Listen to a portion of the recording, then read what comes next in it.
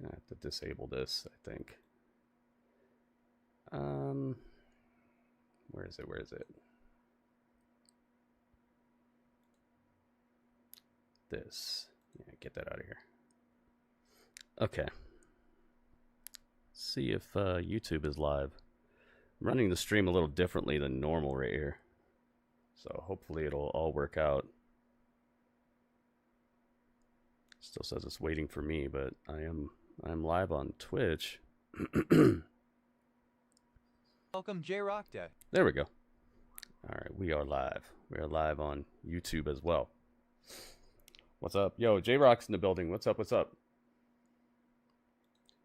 I'm running the stream through a VPN right now, so hopefully it'll work out just fine.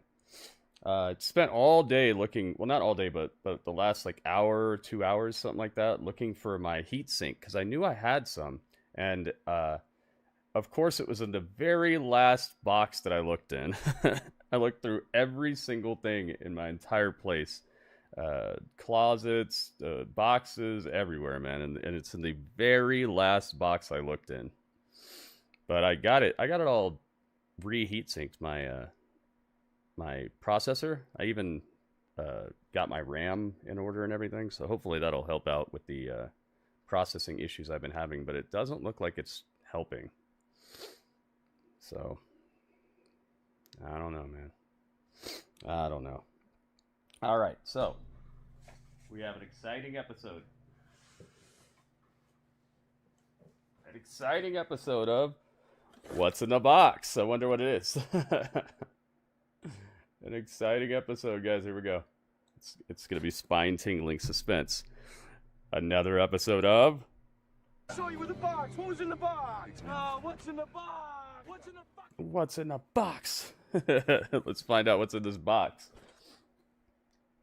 Radio hooked it up. Let's see what's in here. Use the knife. The slicey knifey. Slicey knifey. Cuts like butter. Yes. Excellent. Excellent, excellent, excellent. Oh, here we go. Look at this. Whoa, wait a minute. Dude, how many are in here? It's teriyaki beef sticks times like 100. Let's see. 1, 2, 3, 4, 5, 6, 7, 8, 9, 10, 11, 12, 13, 14, 15, 16, 17, 18, 19, 20, 21. Oh, I think they messed up. I think they gave me one extra. I mean 20. Yo. He hooked it up, man. Welcome, Look at this. Mortenberg. Look at this. Look at all those.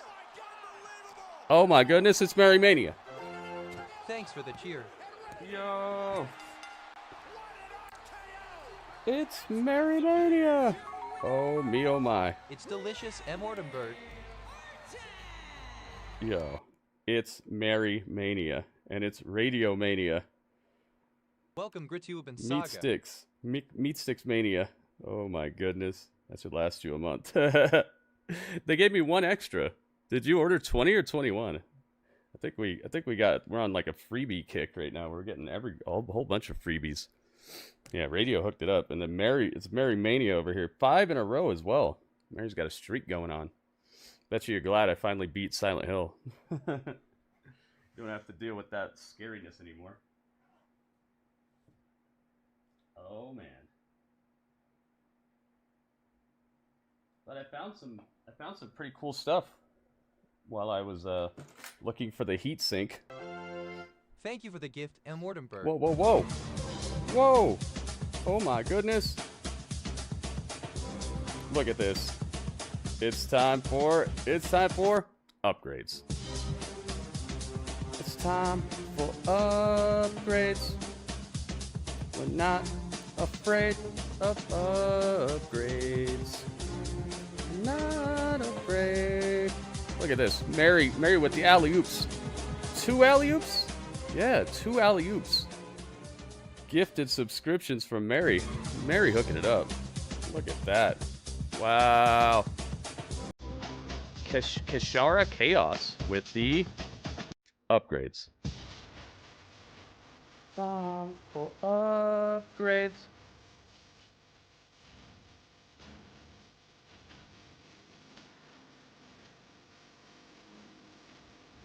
How awesome of you. Look at that.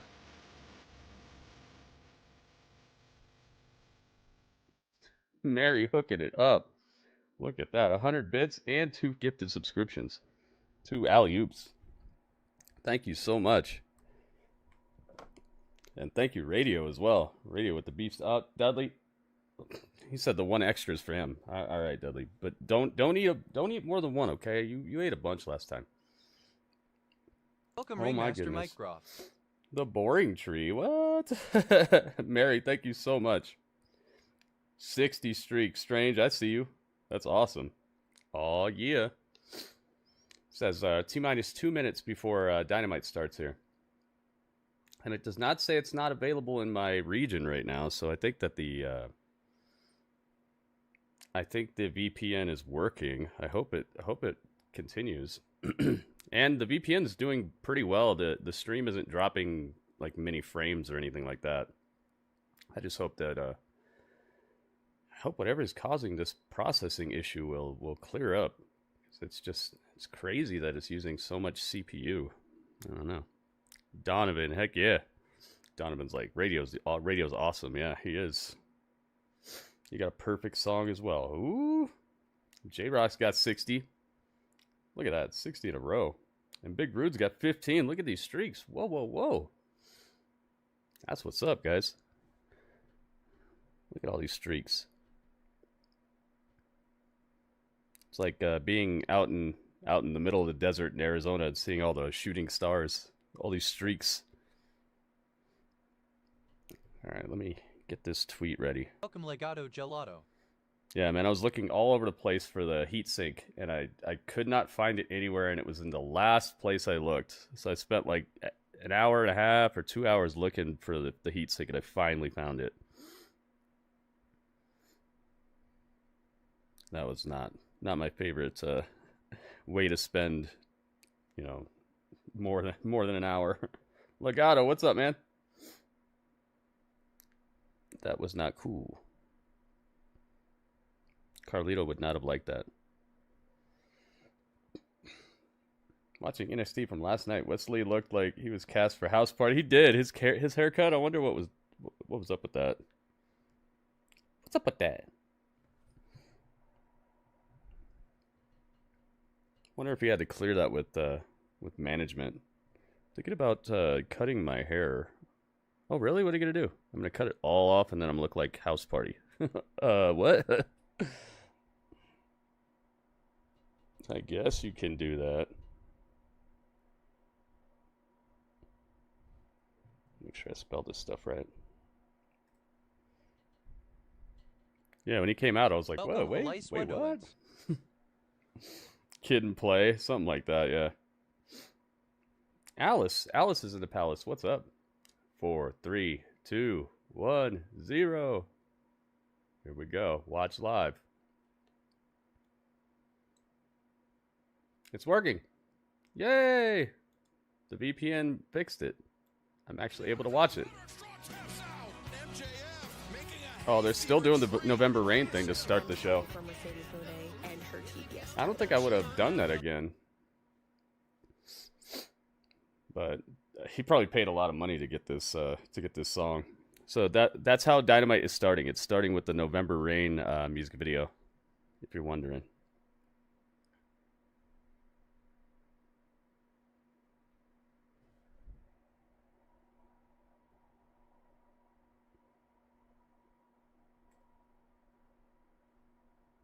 But I can't play it because it gets me got. All right, the tweet is on. The tweet is on for YouTube. Let's see if we can get the tweet on for for Twitch.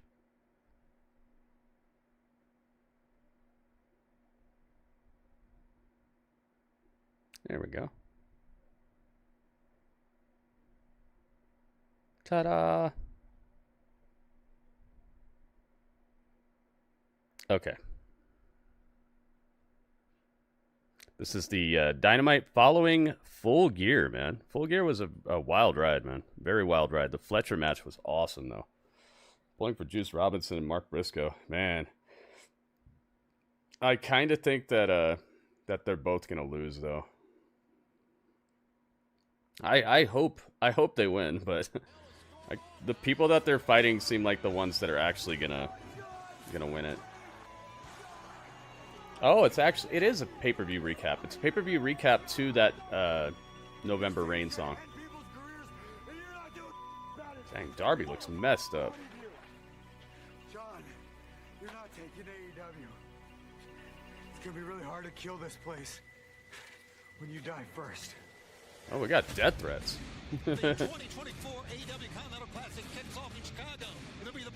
Ryan, what's up, Ryan? You like the brackets? Yeah, me too. This Wednesday, the Continental Classics is where I redeem. It's a little odd that they have like Beast Mortos in there and stuff. There are a few people I would have rather seen in than Beast Mortos, and I think there was like 2 other people I was like, why? Okay, but you do need those. You do need people to take losses, but I don't know. 2024 Continental Classic. I'm here to take the crown. What happens to all of you next is my fault. Darby. Yeah, I found my Undertaker cup. Yeah, the Undertaker. Thanksgiving. Almost. Hey, thank you to everybody who's already left a thumbs up on the YouTube video. I see you guys. If you haven't already done it, please take a second, guys. It helps out.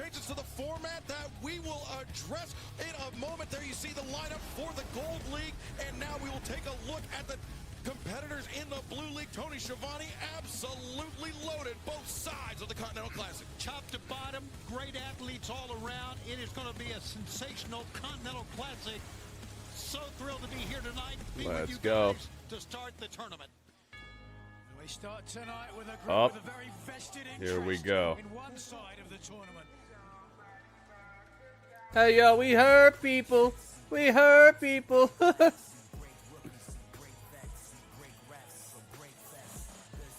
You gotta meet that too. That gets me got. Oh, Shelty B is starting things off. Hey yo, we hurt people. I remember I saw Bobby Lashley actually singing that song. Not saying he's the person who sings it, but last time they were playing the song, he was out here like mouthing the words. I think he likes it. Yeah, I think he likes it. Hey yo, we hurt people. Shelty B. Snapper Shelton. Who's he fighting? Forgot who he's fighting. Oh, Mark Briscoe. Oh, dang. Ooh. Here we go, Briscoe. Oh, boy. After Full Gear, as you mentioned. Hey, yo, we hurt people. Hurt people. More of that devastation. That's lyrics right there, man. That's bars. Look at Bobby looking like $1 million. Attention, AEW viewing audience. This is an official announcement from the Hurt Syndicate. Tonight, AEW and the Hurt Syndicate are coming to you live from the Wintrust Arena in Chicago.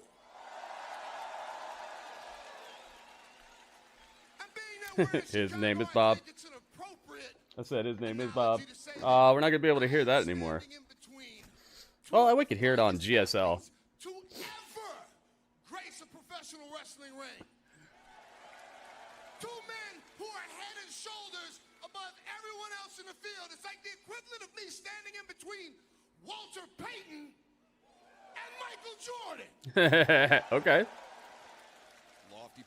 I like it. I like it. Here in Chicago, Illinois.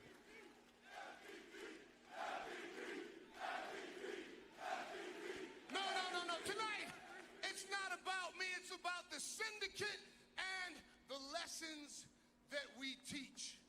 I like them. I like them a lot. It's like they're not even really bad guys, but they're so BA, you know, bad A, that it's like it might as well be the biggest thing.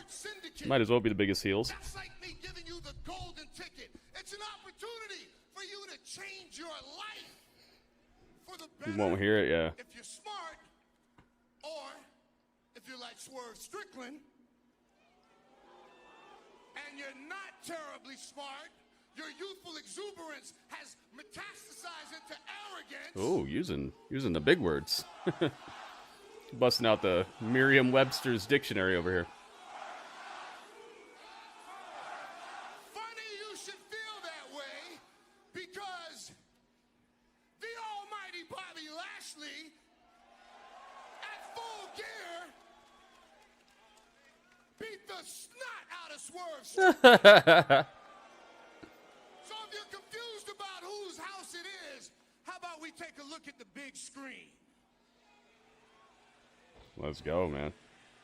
Oh, did they burn down his house? Burn down another one of his houses? Oh no, they're just showing replays. I thought they did something to him.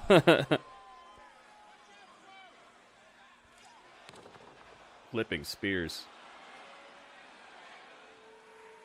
Dang, that replay made it sound like it was dead in there, man. I don't remember it being that quiet. It sounded like that pay-per-view audience was just asleep or something. I don't remember it being that quiet. World champion, but he is not the most dangerous man in AEW.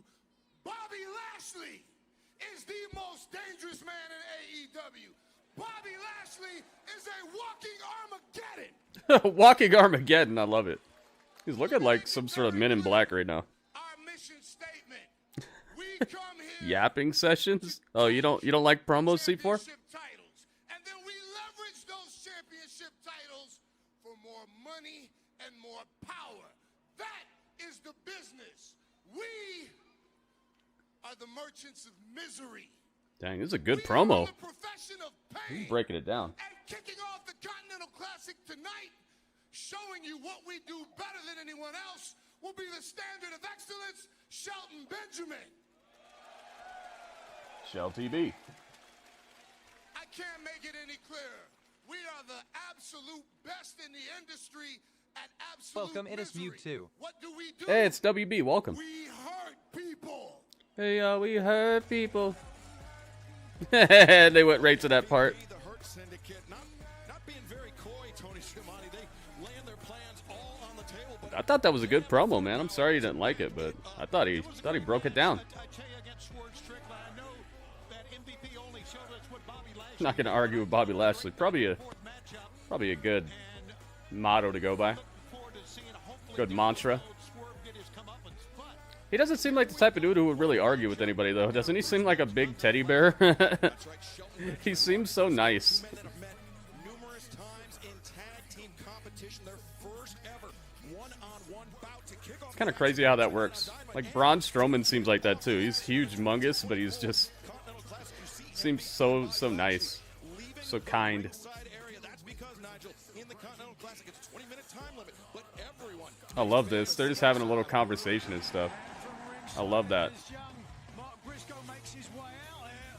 Bobby Lashley The good side of Bobby, yeah. Want to stay there. their way to the back. Yeah, it's gonna be one Here's Mark Briscoe. get out of here. You see Mark Briscoe, Them boys. definitely one of the sentimental favorites in the Continental Classic, but he is Just an attempt at intimidation. I can tell you, Oh, Mark Briscoe's just staring down Bobby Lashley. not intimidated. Lashley's like, I'm not gonna hurt you. Briscoe that walked around Bobby Lashley. Oh, you see that? He got a little close to him there, though. Full Gear audience was dead for certain parts. I don't remember them being that quiet during the Lashley and Swerve match, though. But I don't know. Maybe I was just in the moment or something. Here we go. 20-minute time limit. Everyone's banned from ringside. 1 point for a draw and 3 points for a win.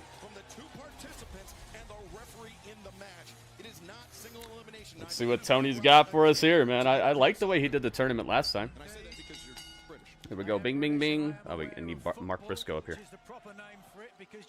Mark Briscoe. Rather than what you call football, it should be throw ball. Hey, yo, we hurt people. Let's move on now. Do they hurt chickens? This first round We're about to match, find out. actually, Mark Briscoe, What do you guys got? competitors in the Continental Classic. Oh, action picks up quickly here. Hurt As you people talk themes. about, Sounds like Hurt the Business most theme. experienced They probably here wanted it with too. Shelton Benjamin. That's right. Mark Briscoe, along with his Mark late Briscoe brother getting another Jay, title shot. This is a tournament to see who will get the Continental crown, the belt that Okada has. The tournament's going all the way until World's End. It ends at the World's End pay-per-view, so in about a month. So it's a series of round robin matches. So they fight everybody in their bracket. There's a gold bracket and a blue bracket. So Mark Briscoe and Shelton are fighting each other right now, and then they'll fight everybody that's in their bracket one time, and then by the end of that, whoever has the most points, they move on from that bracket to the finals versus the other bracket's finalists. Wrestling. It's what it was a year ago. What a way to start it tonight with these two competitors. And you mentioned about the Briscoe. Oh, they weren't really cheering for the Mercedes match? I didn't hear much. They know each other quite well. Here comes Mark Briscoe. Swerve is getting Keith Lee to help him fight the Hurt Syndicate? Where are you hearing this? You making that up? I hope you're just making that up. They cook turkeys. Hey, yo, we cook turkeys. We cook turkeys. Gobble, gobble. Uh-oh. Overhead belly belly? Yep. Ouch. On the outside. I don't know about turkey. Shelton Benjamin might be having chicken for Jeez. Thanksgiving this year. As Briscoe sent hard into the barricade. Jeez. And hard into the apron. Briscoe's getting Shelton tossed Benjamin around here. imposing his will on Mark Briscoe here. Jay White's not in it. Juice is. Jay White's not. Yeah, chicken, as you say, just took a tumble right over the steel steps. Find that to be a very strange idea. Welcome, Yankees up. Yankees, welcome. If we get to 20 likes, I'll start doing the predictions, guys, and I'll let you guys vote on who you think is going to win, and we'll see if you're right. Let's see where we're at. How many do we have right now? How many likes do we have on the YouTube? Aha! Well, we're getting there. Through the ropes. Yeah, I'm shocked, Jay White. They put Juice Robinson instead. Let's take a look, Nigel, at that dive once again. Yeah, some great agility for this man, as you can see here. I don't know, maybe they just think Jay White's wrapped up in the Hangman Page saga right now. They kind of they identify with him, if you know what I mean. What are you saying, Nigel? What are you saying, Nigel? Hold on a second, wait, enough of that. Dang! Mark Briscoe got thrown like 75% of the way across the ring on a superplex toss. Super overhead toss. My goodness. You know, that move we just saw, guys, shows us there's what more a to Shelton Benjamin powerhouse. than just power.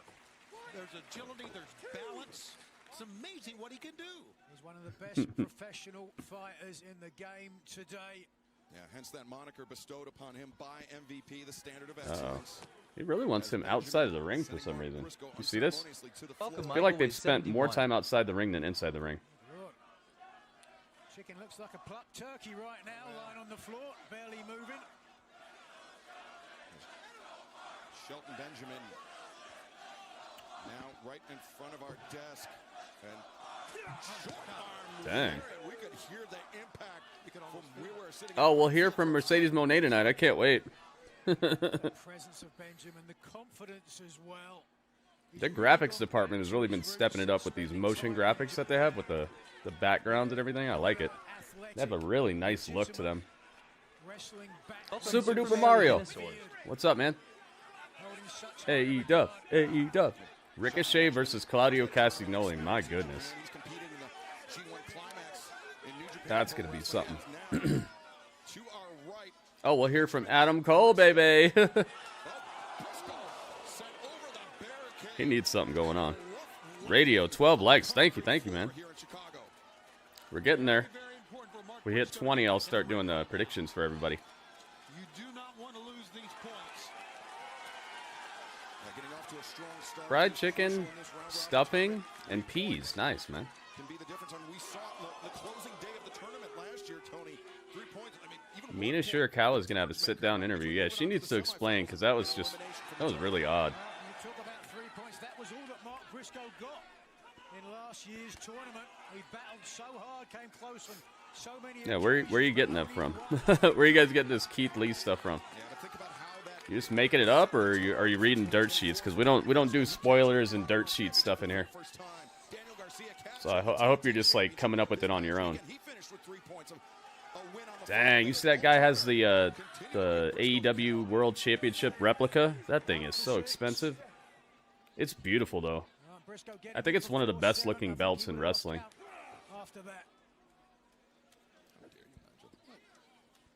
It's huge though. If I had it on my shoulder, it'd go like all the way across me. Shelton Benjamin bringing Briscoe in. The girls fight already. No, Drew. How dominant the Hurt Syndicate are here. What a game changer it has been since MVP showed up. No question about that. I agree with that. Hey, oh, we hurt people. Shelton's living up to the theme song right now. Ooh, look at that. Continental crown is pretty nice too. Michael, what's up, man? Suicide Squad is now 95% off. What? Is that for just the base game, or do you get the DLCs and stuff, or what? For the bulk of this match, Tony. It is a great way to start off this tournament. Like to cover. However, Wish they'd make it 95% off on PlayStation. For a win, 1 for a draw, but if you lose the match, you get no points. And points are at a premium here. There is no question about that. You're only going to get 5 matches. In this Spray paint the black X on it. Think about how loaded. I mean, both sides of the bracket are, but the blue league, we got Shelton Benjamin, Mark Briscoe, Beast Mortos. Deluxe edition is $4.99. Dang, man, I wish it was that price when it came out on everything. They would have sold a lot more. I think the game might have actually done better if they would have done that. Not going to have any tomato cans, certainly. Look now, Benjamin just. Dang, man, I wish it was that price on PlayStation. Tag team experience of Mark Briscoe and Shelton Benjamin, of course. Shelton Benjamin. Are the Costco guys coming back? Not that I've heard of. In round-robin tournaments in Pro Wrestling, no, he actually made it to the finals of the 2015 Global League, where he went on to face Naomichi Marufuji. So he knows the thing about pacing himself in a round-robin tournament, Nigel. Very important in the early days. You don't suffer either injuries or fatigue. Because if you're going to go the distance, you've got to have that gas tank. And certainly Mark Briscoe. Uh-oh, Mark Briscoe's firing back here. They absorbed everything Bobby Lashley gave him in the corner. Ooh. Some of that redneck kung fu is palm striking the heck out of Shelton right now. By Mark Briscoe, who now shot to the chest. Oh boy, dude, that just reminds me that we're getting Jericho versus Ishii tonight. Prepare for 15 minutes of them slapping each other, standing in one spot. I said no, Drew. I said no.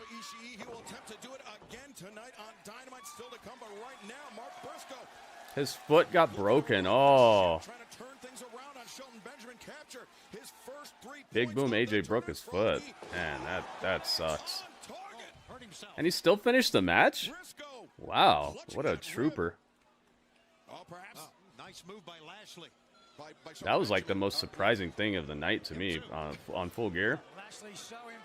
That was so fun, and just he actually had what it took. I can understand that, as Briscoe might have certainly didn't pop a rebound.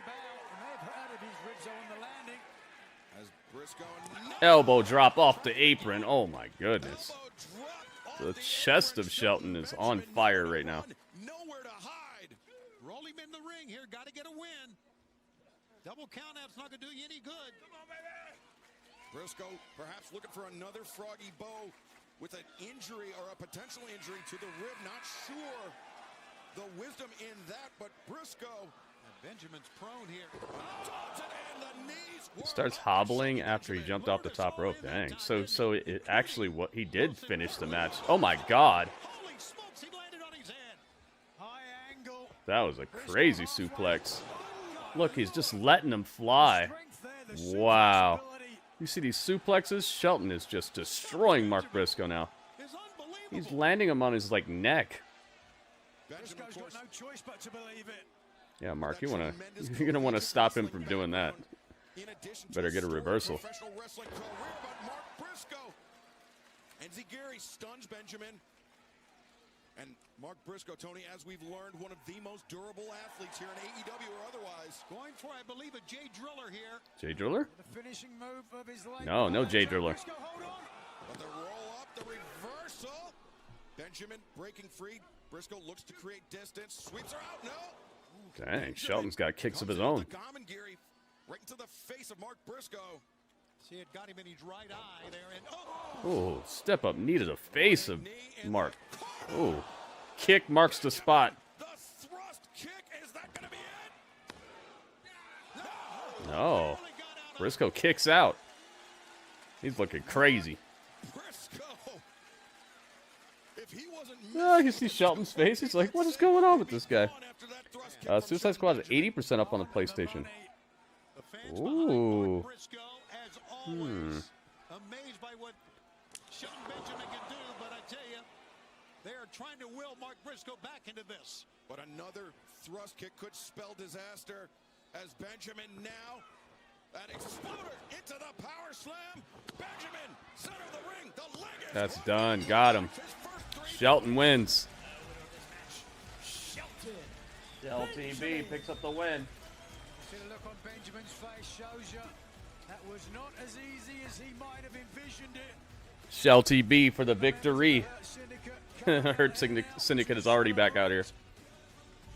MVP Bobby Lashley. I find it very strange that Here in AEW. the rules of the Continental Classic matches are like, oh, everyone's barred from ringside because these matches are very important. It's like, well, how come people aren't barred from ringside for your like world championship and stuff like that then?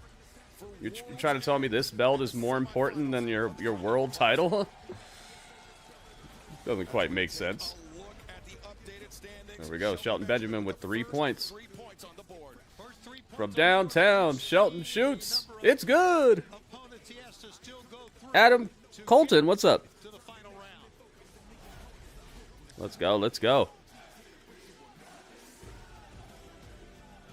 Not how Mark Briscoe wanted to begin the tournament, but Got my Undertaker glass. 3 points on the board. The Undertaker.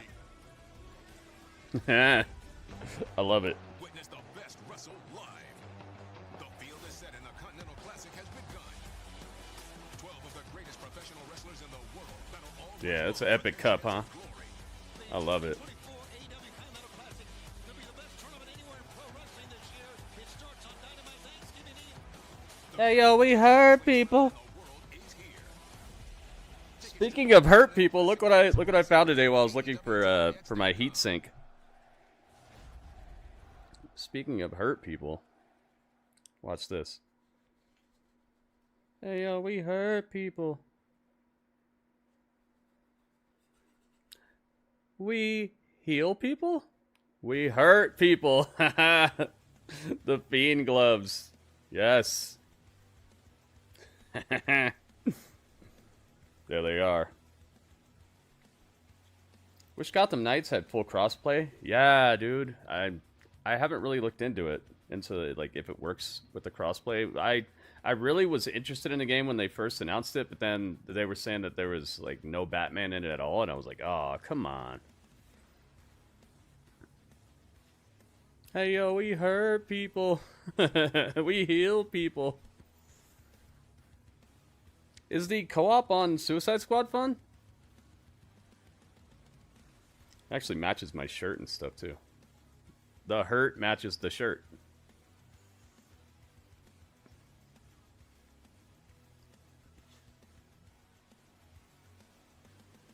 Xbox and PC, okay.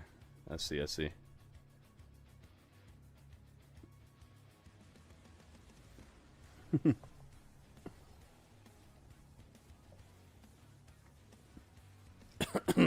Commercial break right now. Thanksgiving Eve. You see their graphics? They look so good. Sorry, Mark. You got 0.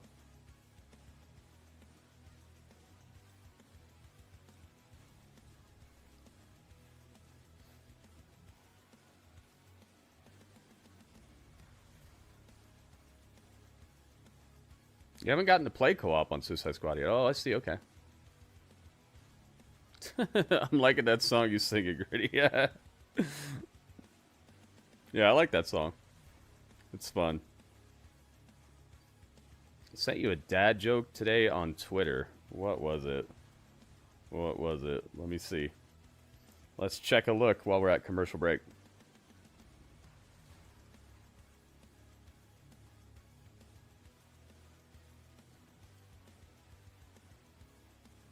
Oh, the hurricane. What is that? A drumstick? What is that?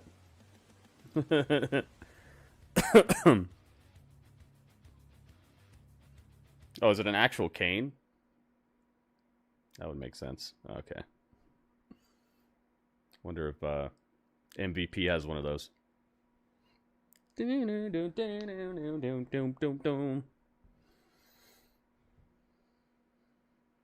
All right, what's up next? Please don't be Jericho. Please don't be Jericho. I'm not trying to see the Slapfest 9000. Welcome back to AEW Dynamite. We are live in Chicago. Let's head to the top of the stage where the ineffable Tony Schiavone is standing by. And fans, let's welcome in the New Japan Pro Wrestling Strong Women's Champion and still the TBS Champion, the CEO, Mercedes Moné. The boos are just raining out. As soon as they heard a little glimmer of who it was going to be, they were like, boo! Statlander this past Saturday at Full Gear. I think if it weren't for that knee injury that Statlander suffered, we could have a new Here champion. she is. Do the dance, Mercedes.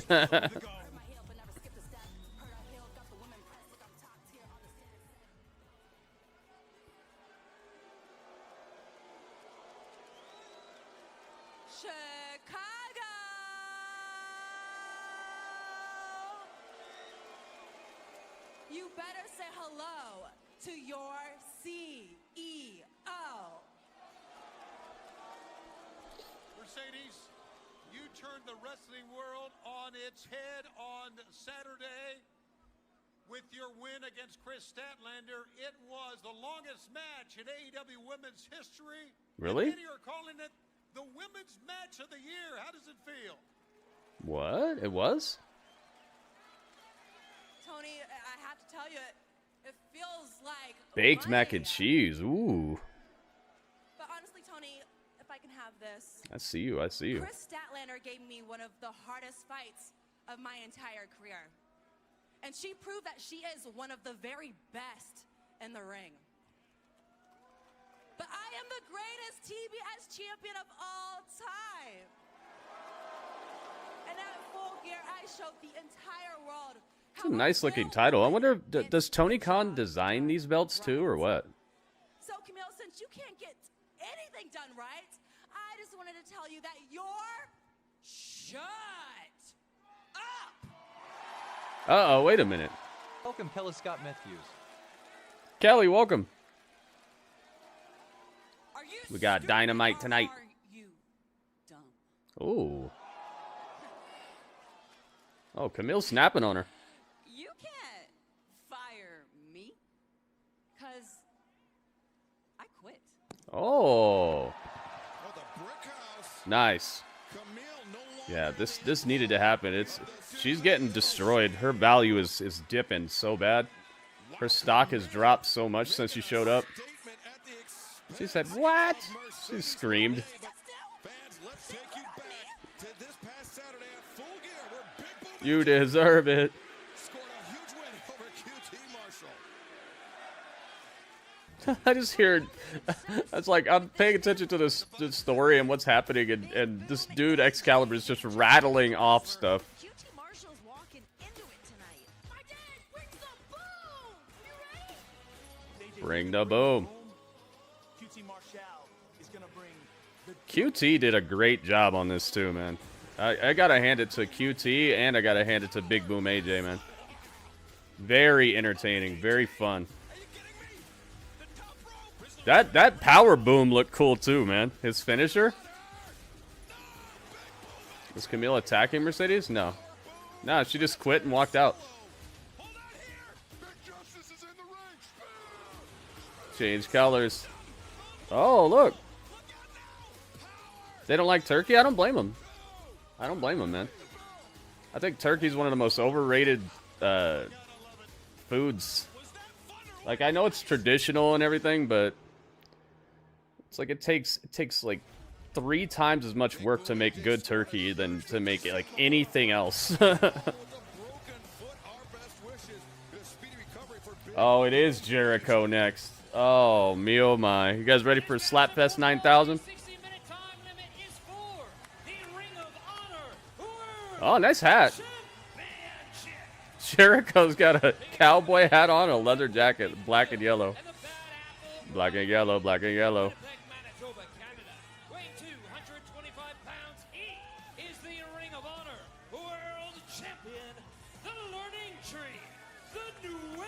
The Nueve. More people know who she is now? No, not at all. Not at all, dude. Not at all. Same people watching this right now already knew who Camille was, man.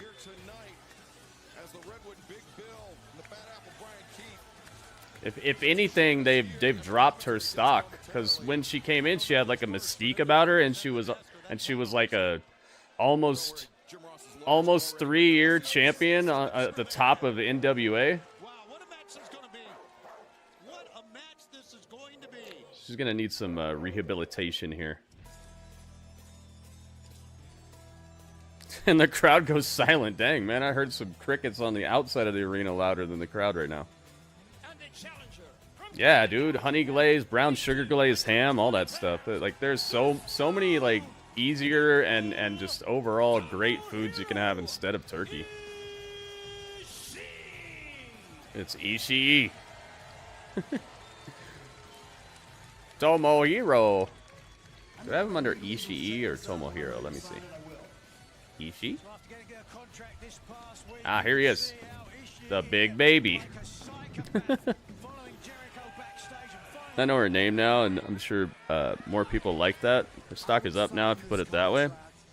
Nah, dude. I don't think there's one single person watching AEW who never heard of Camille. You gotta remember, the people watching AEW are the people who have been watching stuff like NWA, New Japan, Ring of Honor, people who read dirt sheets and watch wrestling YouTubers and stuff like that. There's no way that anybody who's watching this right now has never heard of Camille. Especially because when you think about all the top champions from NWA. Like, we've heard of all of them. EC3, up until now. EC3, Nick Aldis, LA Knight or Eli Drake, like even until like Eddie Kingston, we'd heard of him before he showed up here too, you know. Camille would be very hard to miss. There's probably somebody out there who never heard of her, but overall AEW has not introduced her to like a gigantic audience who never heard of her. And what people heard of her would be a lot more substantially good for her stock than seeing her here. Here we go. What did I say? Slapfest 9000. Here we go, guys.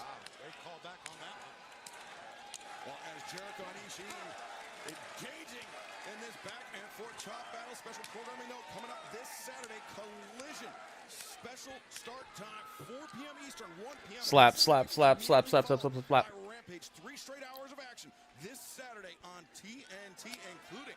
Where's the Ring of Honor? Let's see. Here it is. All right, the title's on the line, so you know what time. It's time to light it up. Sure, it's your show. I'm telling you, dude, if you did a poll of everybody watching AEW right now and asked them if they've ever heard of Camille before AEW, they would say yes. You'd probably get like a 95% yes. So yeah, okay, so 5% people maybe have not heard of her. That's right. And the thing is, You gotta remember, dude, the people who watch AEW are hardcore wrestling fans who watch independent stuff, you know? They watch NWA, they watch New Japan. It'd be very hard for somebody to just miss her altogether, especially when she was NWA Women's Champion for almost 3 straight years during one of their best periods. It's not like she was super obscure or anything, or just like rolling around in a mid-card or anything. She was the top of the heap. So yeah, you're probably right, but it's probably a very minuscule amount of people that just got introduced to her, and on top of that, the way that they've been introduced to her has not been very, very awesome. Yeah, she was right next to Nick Aldis, right? She was like with Nick Aldis while he was on top of NWA as well. It's like, even if you weren't paying attention to the women's division, you still would have seen her, you know? Dang. Ishii got DDT'd on the apron. He stood straight up. She's more known now, yeah.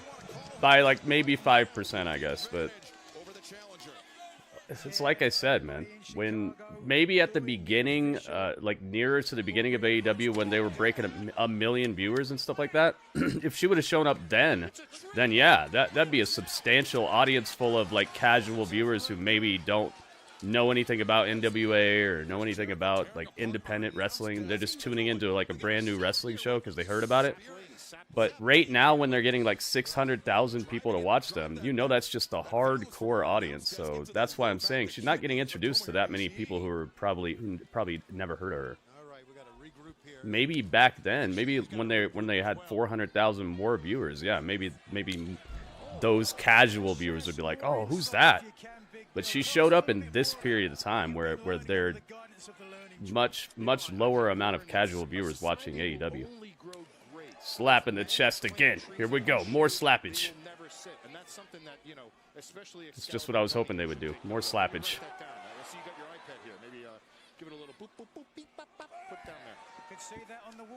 Some of your colleagues were in the backstage skit with Jericho? What?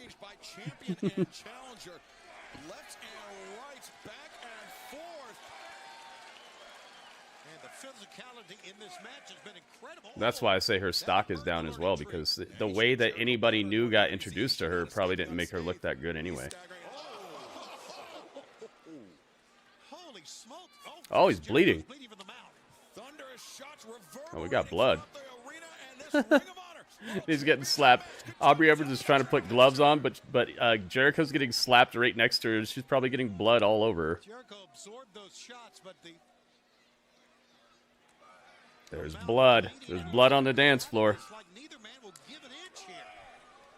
Oh, Jericho's knees are wobbly, I do believe. You know, Chris has got a jaw like Marvin Hagler, so you know this may look. Oh my goodness. But if anybody can take it, it's him. Well, I agree with that. He can take it.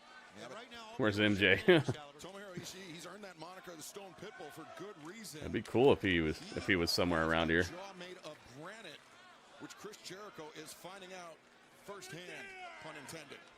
Yeah, see, he's got blood on his leg too. We're getting an example of why El Nueve is so inspirational. So inspirational, not just here, but all around the world. Dang, you see the gray on Adam Cole's beard now? Dude is stressed out. That everybody should look up to. Yeah, he was in the Rizzler 3.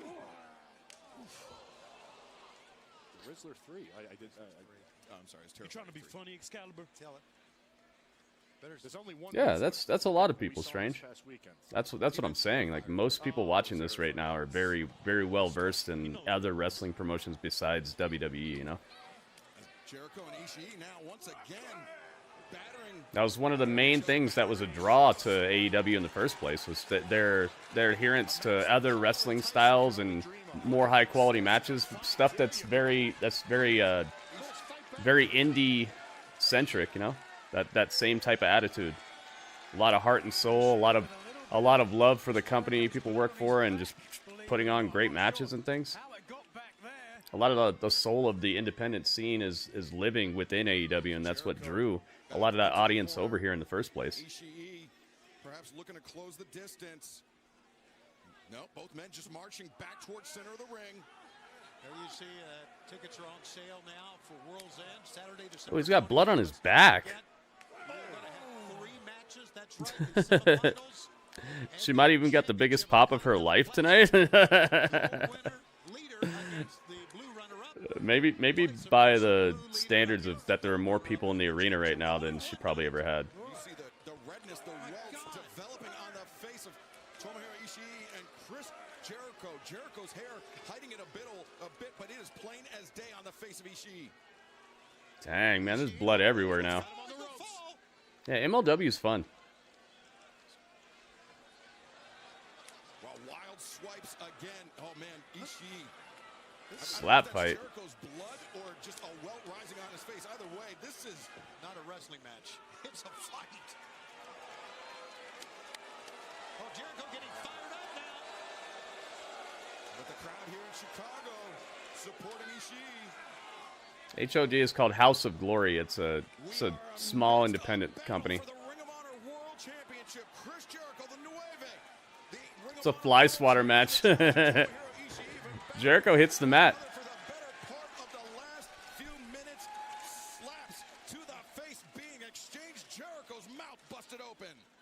Big Bill, Brian Keith joining us here at the commentary table. How proud Henry O. Godwin? Who's that? So proud. The fight that Chris Jericho has, I mean, as he teaches us every day, all you have to do is just keep fighting. Slap your chest. Is there a time limit on this match? He doesn't give up. I mean, you know, he's taken plenty of punches and slaps to the face, and look at him. He's in control right now. That's my learning tree right there. 60 minutes? Oh my goodness. Lumberjack tonight chopped down the learning tree, become Ring of Honor World Champion for the first time, but Jericho, you could see the redness all over the face, the chest of Jericho. Likewise on Ishii, that prolonged battle doing no man favors, but now Jericho with Ishii up on the Oh, is he one of the Godwins? He's one of the Godwins that we've been seeing on classic historical battles. Superplex, but Ishii's back to his feet already. Look at the face of Jericho. He's like, what is what? What's this guy made of? 80% off on the legendary edition of Midnight Suns. Nice. Ah, yeah, so he is one of the Godwins. Okay, I know who it is then. Well, I at least know it's one of the guys I'm thinking about. Ishii comes back, left arm lariat, staggers Jericho into the corner. Is he the one that did the slop drop? Nothing seems to affect him right now. The longer the match, I guess they both do the slop drop, right? We'll see about that, Bill. Or are there three of them? Jericho's blocking some shots. He blocked two of them. Wow, Jericho, the learning tree standing there like, forgive me saying it, like a redwood. Oh, swinging on miss by Ishii. Jericho release. Jeez. Suplex. Think so. Podcast's really good. Some great stories. Nice. Final battle, guys. Ring of Honor. Final battle. Both men down. A smattering of applause. Right there in Midtown. Tickets available right now. Jericho or Tomohiro Ishii could be walking into final battle as the Ring of Honor World Champion. Look at these people here. They are enamored with Chris Jericho. You know, Jordan, Pippen, Banks, Rizzo, Bryant, Peyton, Hull, and Jericho. I mean, these are names synonymous in Chicago lore. Ishii looking, or excuse me, Jericho looking for the code breaker there, but Ishii blocked it, and now Jericho plants Tomohiro Ishii, center of the right line, salt, but Jericho, he can't capitalize immediately. The leg is hooked, and Ooh, Ishii kicks out. I think the Stone Pitbull is slowly realizing he is barking up the wrong tree tonight. He is barking up the wrong tree. Tag team from your local indie was on Ring of Honor recently. Cool, man. Local talent getting showcased. Judas Effect didn't even take him down. What the heck? Jericho dropping Ishii one. Kicked out at 1. Oh, God, he goes down again. Man, that redness developing on the side of Ishii's face. There could be a fractured orbital bone, especially after that Judas effect.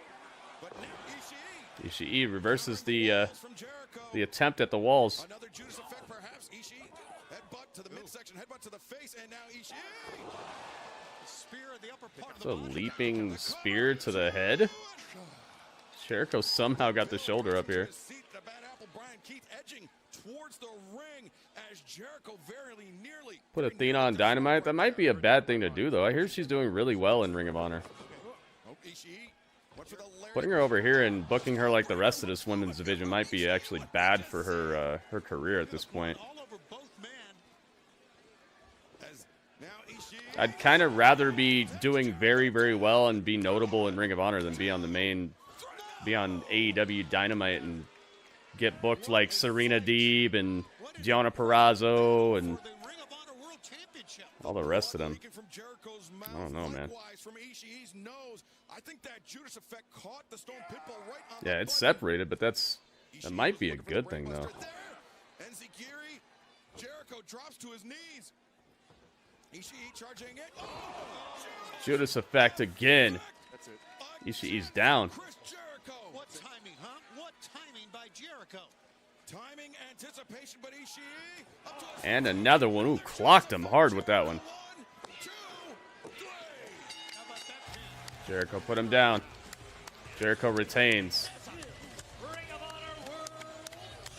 Dang, man, that did not feel good. That looked like that was a... Gosh, more of like a slap boxing than a wrestling match.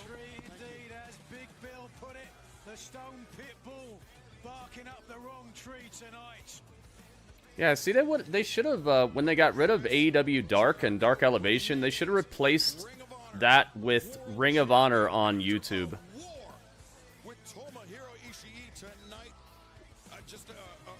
Yeah, man.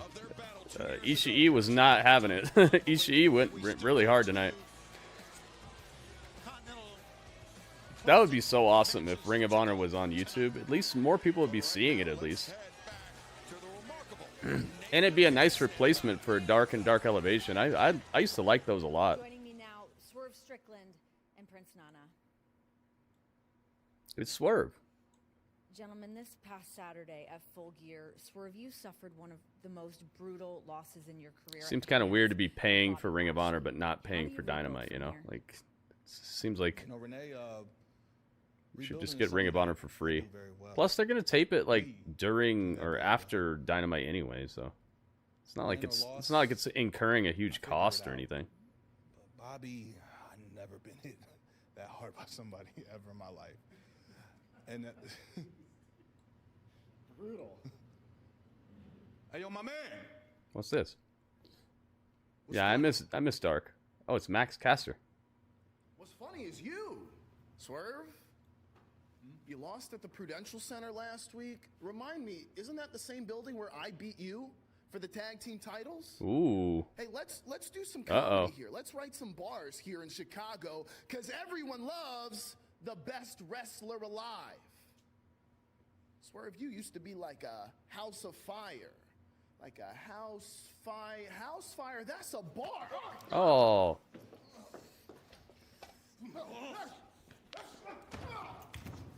Oh yeah, we're not in sports. Thank you for telling me that.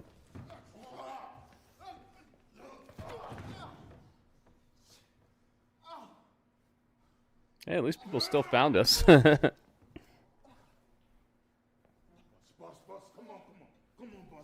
It's crazy this many people found us in the first place. For some reason, the streaming software I have doesn't have sports as a category. Wow, Swerve Strickland not taking that well. We need to get some medical attention for Max Caster, but fans... Max Caster got tossed. He was talking that trash and he got. Messing with the wrong one, man. You better get on, man. you better forget about the Swerve vendetta. Although it does kind of make sense because of the how much the Hurt Syndicate has been kind of looking like the spot Max Caster might be going to. So him having beef with Swerve does make sense. It fits. Fits with where we're at. What happened to the Acclaim? Max has been leaning towards wanting to be in the Hurt Syndicate, it looks like, and I think he finds his partner kind of corny, which is understandable, I guess. So there might be some breakups coming. I'll be right back.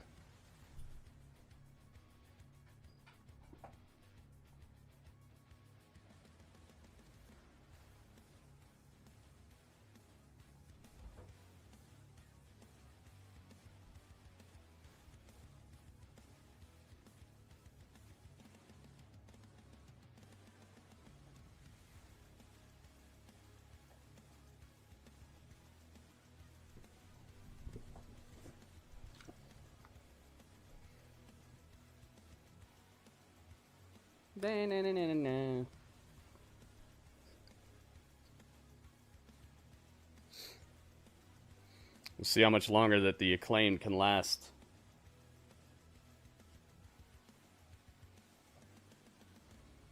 How would you end their partnership? Would you have Max Caster snap on Billy Gunn, maybe? How would you guys book it? I think we're about to see the New Day have the same sort of situation happening on Monday Night Raw. That's where their 10-year anniversary show is, right? 10-year anniversary of the New Day. I think it's going to be the implosion.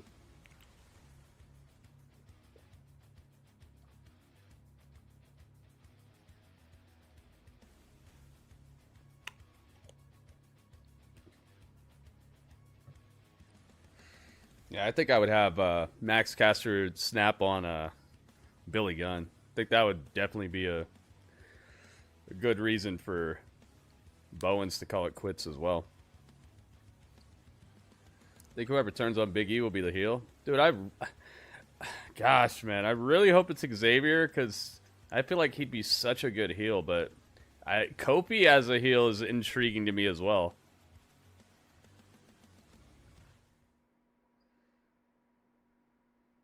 I've just always wanted Xavier to be a heel. Well, ever since the... I mean, I guess when New Day first showed up, they were kind of heelish, but not... It didn't last very long. I'm down with it. What if Big E's the one? What if Big E returns and he just destroys the New Day? That would be awesome. We are back on Dynamite Live in Chicago, and let's bring in Hangman Adam Page. Here we go. Dude, I like Hangman right now. There's been a couple of periods of time where I haven't really liked him, and I've found him pretty corny, but right now I like him. Nah, nah, nah. He's still dealing with the internal trauma suffered in the match, as well as injuries by that chemical substance poured down his throat by Wheeler Yuta. We wish Orange Cassidy all the best. Goku Black? Yeah, I don't know anything about that. I don't know any of the story or anything. I probably don't want to know, actually. I just because I feel like they would do something like that, and it might ruin the story if I know anything about it. So please don't tell me. I don't want to know any. I don't want to know about Goku Black. All right, Hangman. I want to go over a few things in Full Gear. Mutual respect for each other, of course, man, of course. Not gonna last very long in wrestling if you have no respect, you know. You then attack our EVP. His belly hurts. Yeah, it would be totally unexpected for Kofi. That I find it intriguing if Kofi would be the one to turn. World title match. So help us wrap our head around what. First of all, if Christopher Daniels wants to get in my way, I will knock him back down on his ass, and the next time he will not get back up. Do you understand me? Oh, we got death threats? Maybe not death threats, just serious harm threats. That might be a misdirect. Yeah, Kelly. What happened to FTR? Nothing. They've just been rolling around on Collision. championship around my waist. Yeah, that's cool, right? We're talking about things that are happening after Survivor Series. Like they book stuff so well that Survivor Series and Survivor Series is hype, but like we're thinking about other like what's gonna happen, you know? They've made it exciting to fantasy book and stuff. Absolutely clear if I haven't before. My intention is and has always been to be the AEW Men's World Champion.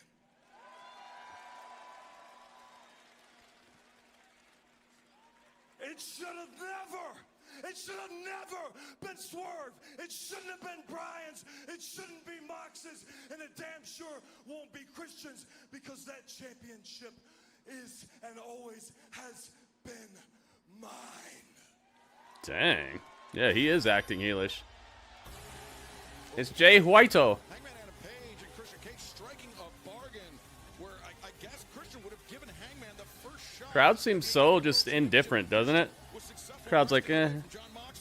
It's here he is. See what Jay White says.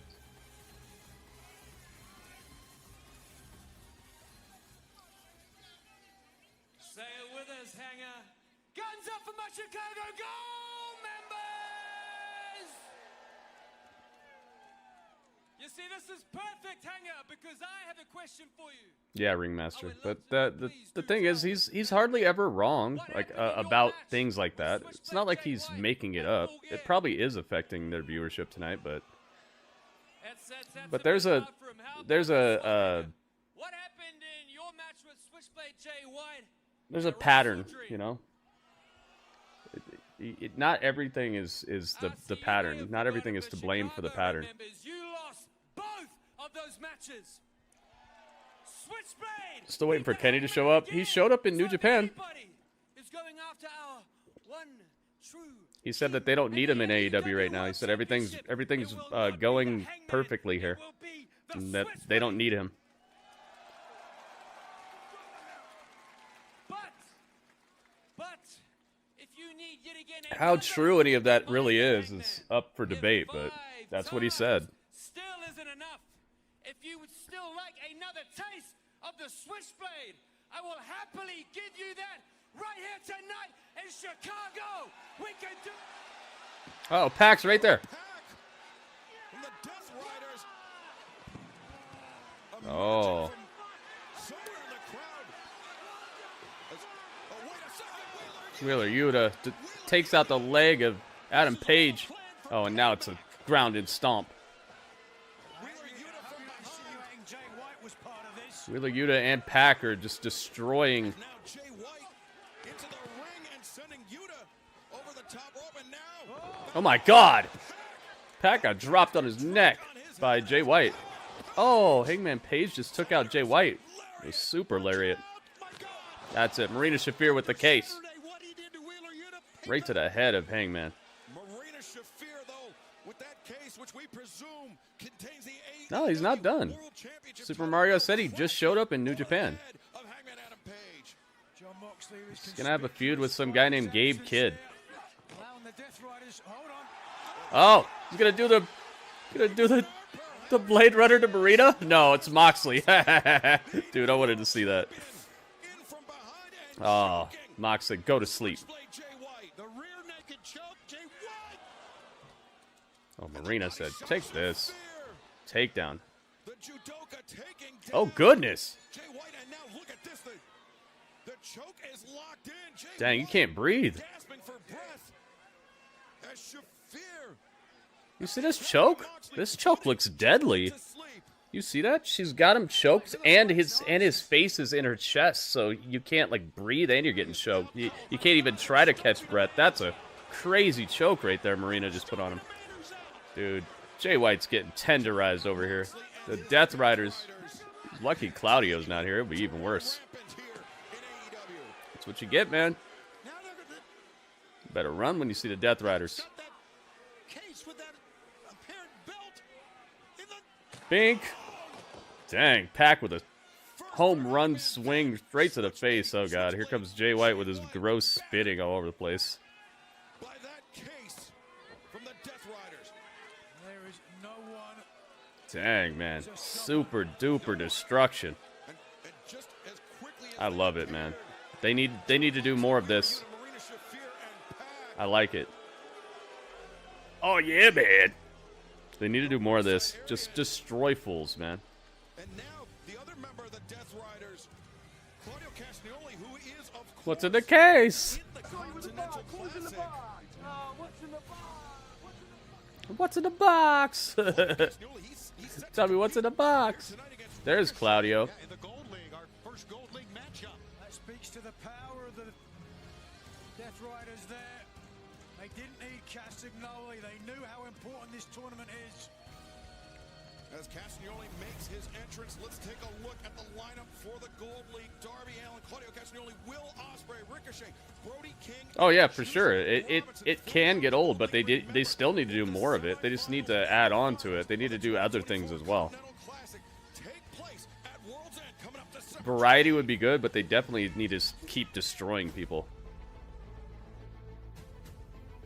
Oh, we're in the desert again. Just cruising. Just cruising in the desert. Saturday, December 28th. Orlando, Florida.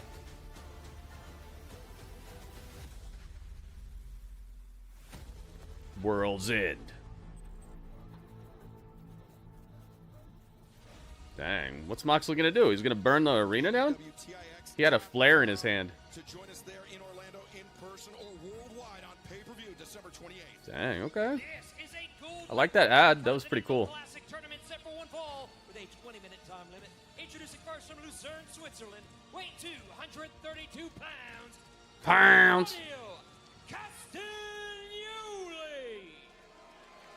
Claudio Castagnoli, who competed in the inaugural Continental Title isn't in the case. Oh my goodness. 7 points, drawing Kelly. the American Dragon Bryan Danielson on the final night of tournament action for 1 point apiece, which mathematically I like Ricochet's theme song, man. Claudio Castagnoli. That's the importance of this round robin tournament. It comes down to the final night. And his opponent, Welcome, and from Shari Las Vegas, A1. Nevada, weight 208 pounds.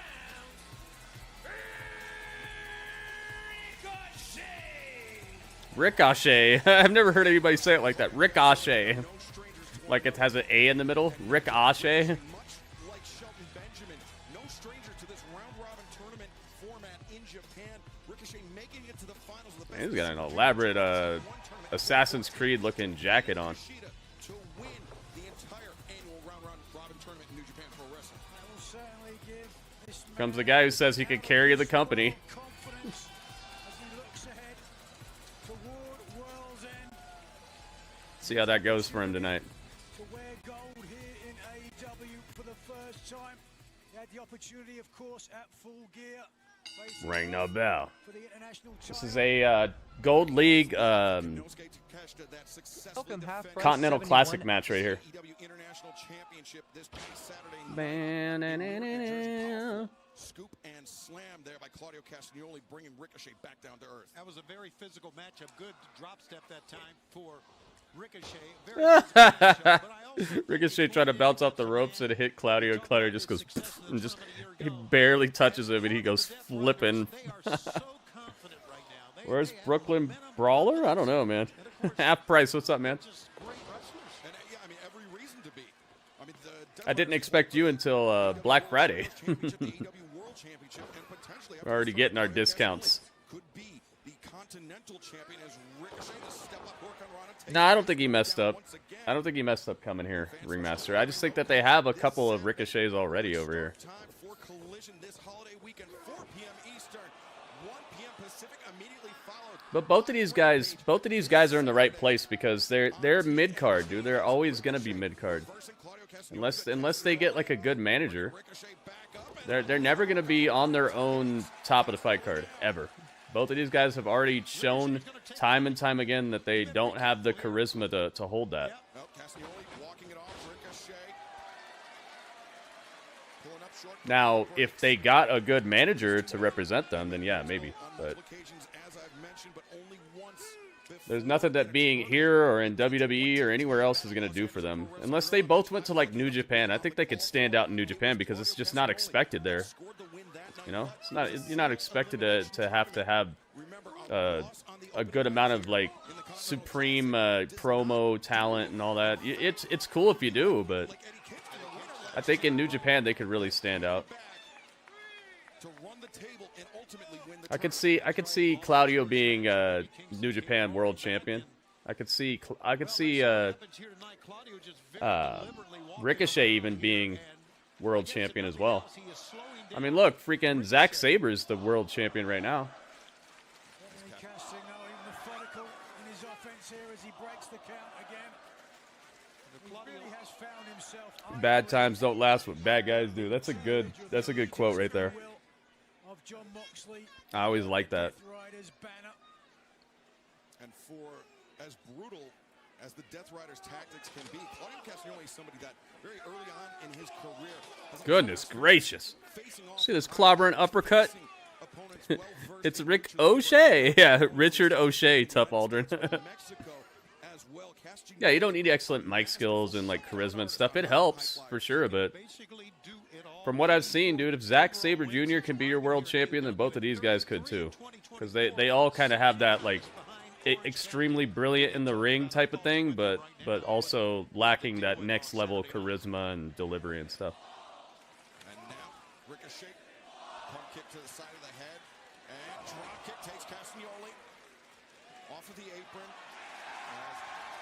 Over the top rope? No, suicide dive. Ooh, that was a definite suicide. Yeah, Richard O'Shea.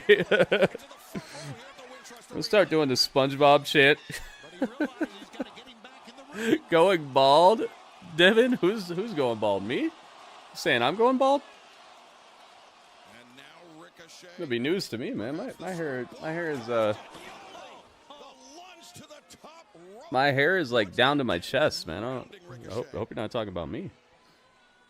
Your eye hurts, Drew? What happened? You saying they have champion aura? No. I'm just saying, like, there are certain wrestling companies where it matters more your like work rate and stuff like that, your output, your wrestling prowess.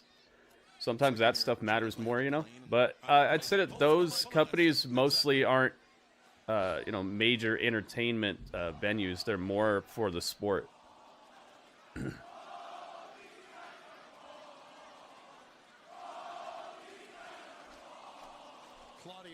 What are they saying? Oh, both these guys are bald. That's what they're saying. And here comes Ricochet back. I'm not so sure, Nigel, I'm not sure Ricochet can win this battle of blows. Oh my God. He just tossed him out of the ring onto his back on the apron. Dang. He just got tired of Ricochet. He's like, man, Richard, get out of here. He just dumped him out of the ring like, I'm tired of you. That's funny. Yeah, I like it.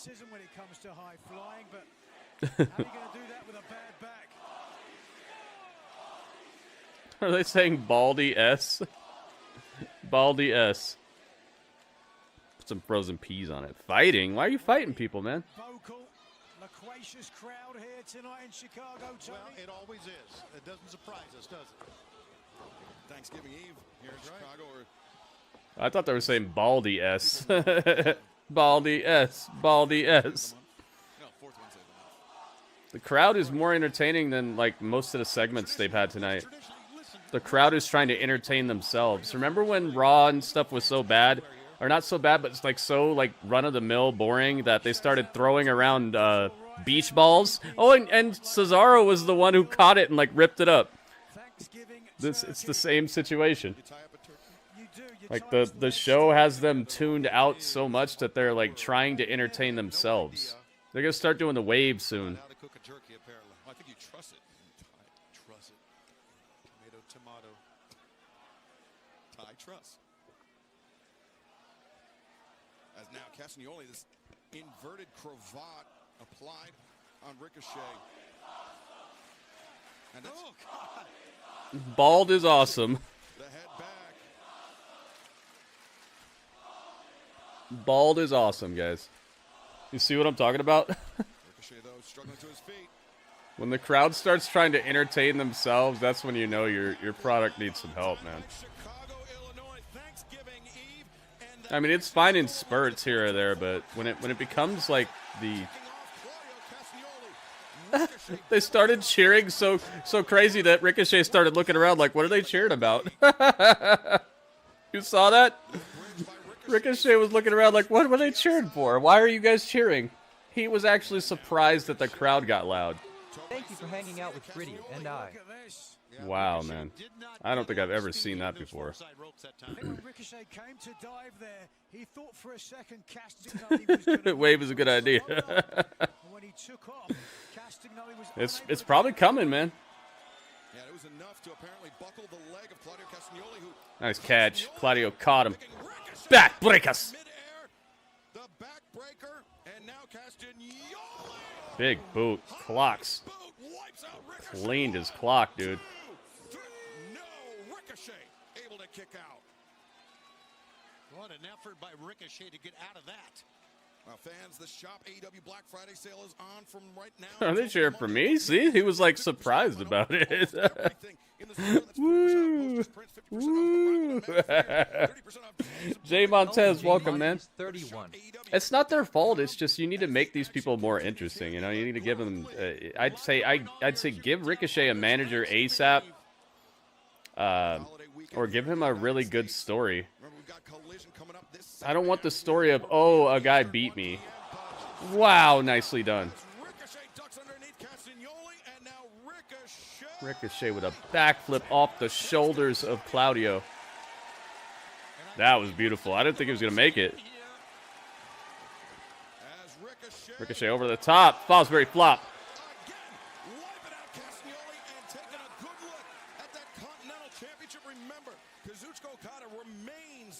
Continental champion up until the conclusion of the finals at World's End.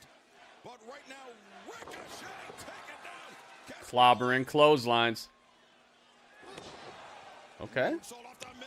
The lion salt. Ricochet cannot get the 3 on Claudio. Ricochet's probably going to win this. I can't see them giving him 2 losses back to back.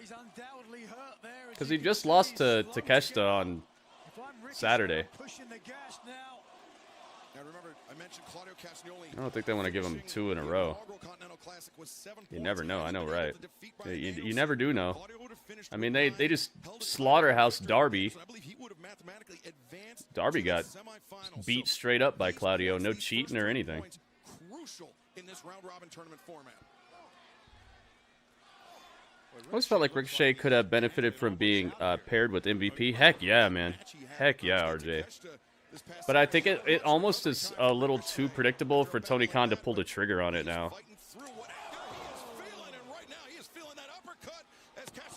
Yeah, the consistency needs help for sure. What's Continental Classic? It's a tournament. It's a round robin tournament where there's 2 brackets. There's the gold bracket and the blue bracket. 6 people are in the blue, 6 people are in the gold bracket. They all fight each other one time, and whoever has the most points in this bracket will fight whoever has the most points in this bracket, and whoever wins that is the new Continental Crown champion, the belt that Okada is carrying around. 14 likes on YouTube. Oh, dude, if we get to 20, I'll start doing the predictions, guys. I'll put the predictions in the chat so you guys can vote for who you think is going to win, and we'll see if you're right. Sharpshooter, yep. It's nice to see that move being used. You know what hurts really bad? The single leg crab hurts so bad. The lion tamer hurts so bad. When I used to wrestle, those hurt so bad, dude.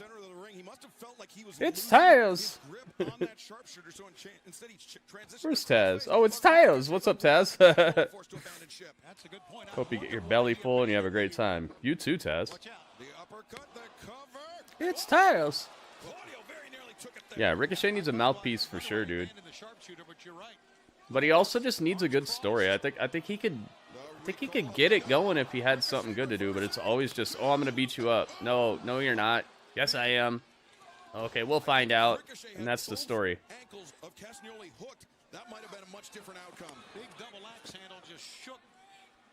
Yeah, this is one of those clashes of styles that makes both guys not look so good. Or not as good as they could be. What happened to the Bucks? They shredded a bunch of papers and left. They lost their tag team titles. They shredded a bunch of papers and ran out and drove away. And we haven't seen them since. Refocusing on the back. And Nigel the padding. Oh, wait a second. Ricochet. Oh. They took their balls and went home. Ricochet got credit carded on the... Did he just pick up a bottle of water? He did. Ricochet got credit carded on the first night of the tournament, the opening match of the tournament. On the barricade. Disaster for your next 4 battles. Yeah, unquestionably, on that long road ahead, you want to try and stay as healthy as long as you possibly can, and now it's frustration on the face. Said, are they actually doing a count out? Doubtful. Has there ever been a count out in AEW? I think maybe once. Claudio wanted that count out win, I think. Yeah, 3 points is 3 points. Oh, I just now noticed that Bone Meal is the referee for this. The skeleton ref. Got him, it's over. Claudio wins. Dang, they give Ricochet back-to-back losses? I just give it to Ricochet, trying his best, getting back in the ring, but man, he was hurting by the time he got back. And Claudio Castagnoli. Dang, Ricochet with back-to-back losses. His first 3 points of the tournament. Okay. Gold League. Claudio Castagnoli first on the. Then again, I mean, Claudio's part of the crew that's taken over all of AEW, so he should be winning that match. I was just thinking that they wouldn't do that to Ricochet, but I guess so. See you, Ricochet. Have fun in the mid-card. Will Ospreay in singles competition for the first time ever in his career. And right now, let's head to the back where Renee Paquette is. Need something to do with the Bucks out? Guys, I'm here with Kyle Fletcher. Oh, the ref, yeah. Here we go. Don Callis and Kyle Fletcher. Kyle Fletcher is like my. I feel like he's been booked very well recently. Besides him having that super long match against Commander, it's been pretty good all over for Kyle Fletcher. To get ahead in this business, what business do we all think we're in here? The Hurt Business. Professional wrestling business. We leave no stone unturned, and we didn't just beat Will Ospreay. We decimated him. We skinned him and left him in a heap. Where's my Don Callis at? We proved what I've been saying all along, that Kyle Fletcher, the protostar, is bigger, stronger, faster, smarter, better looking than Will Ospreay. And we're just getting started. Hot tag, buddy. Yeah. Full gear. We made Full it gear. definitive. We made it 100% certain that Kyle Fletcher is better. Can't than find Will my Don Ospreay Callis. Every single way. And the Continental Classic is just another way for us to prove that, in case there are any other skeptics out there. And it all starts this Saturday, baby. So tune in, because the Continental Classic belongs to the Protostar. The Protostar. Dang, I don't know where my Don Callis is at. Adam Cole, baby. Let's see if we get Adam Cole back on track tonight. Ricochet just no, he's swaggy, dude. He was perfect in Lucha Underground. He was awesome in Lucha Underground. But guess what? He had Conan. Conan was his mouthpiece. He was incredible there.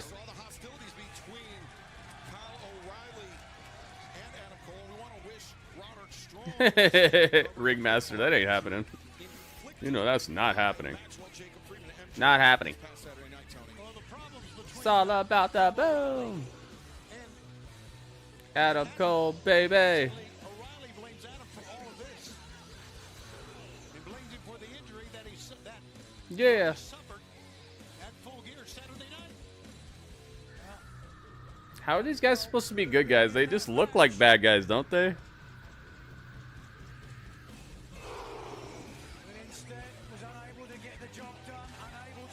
Oh yeah, dude. Legado, that's such a good idea. But you can tell what they're gonna do. They've been building up the feud between him and Grayson Wallaby. They've been building up the possibility of that, and I think it's gonna go pretty well. They just got to pull the trigger. They're probably saving it for WrestleMania or something. The Rock, what's up, The Rock? Hello, hello. But you're not, because you're a little bitch. Oh. Dang, we got B words? After what you did to Roddy, I swear to God, hell, I swear on my own mother, when I get my hands on you, I am going to beat you within an inch of your pathetic life.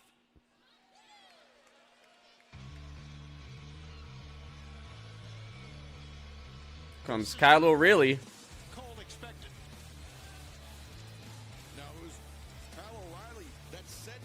Come on, man. This show needs to pump it up a little bit. Just a little bit.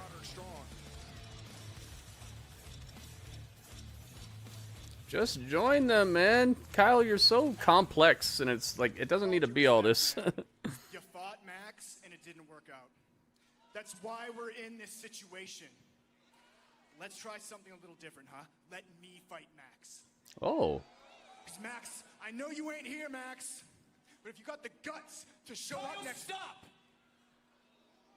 Please listen to me. Yeah, I was about to say, didn't you just say stop letting your friends fight their battles?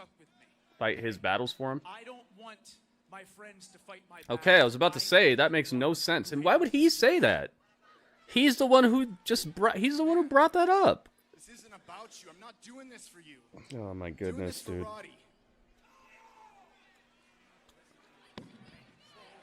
I guess they kind of explained it right there. He's doing it for Roddy. What's this? Oh, it's MJF. Didn't see you there. I was just practicing some piano.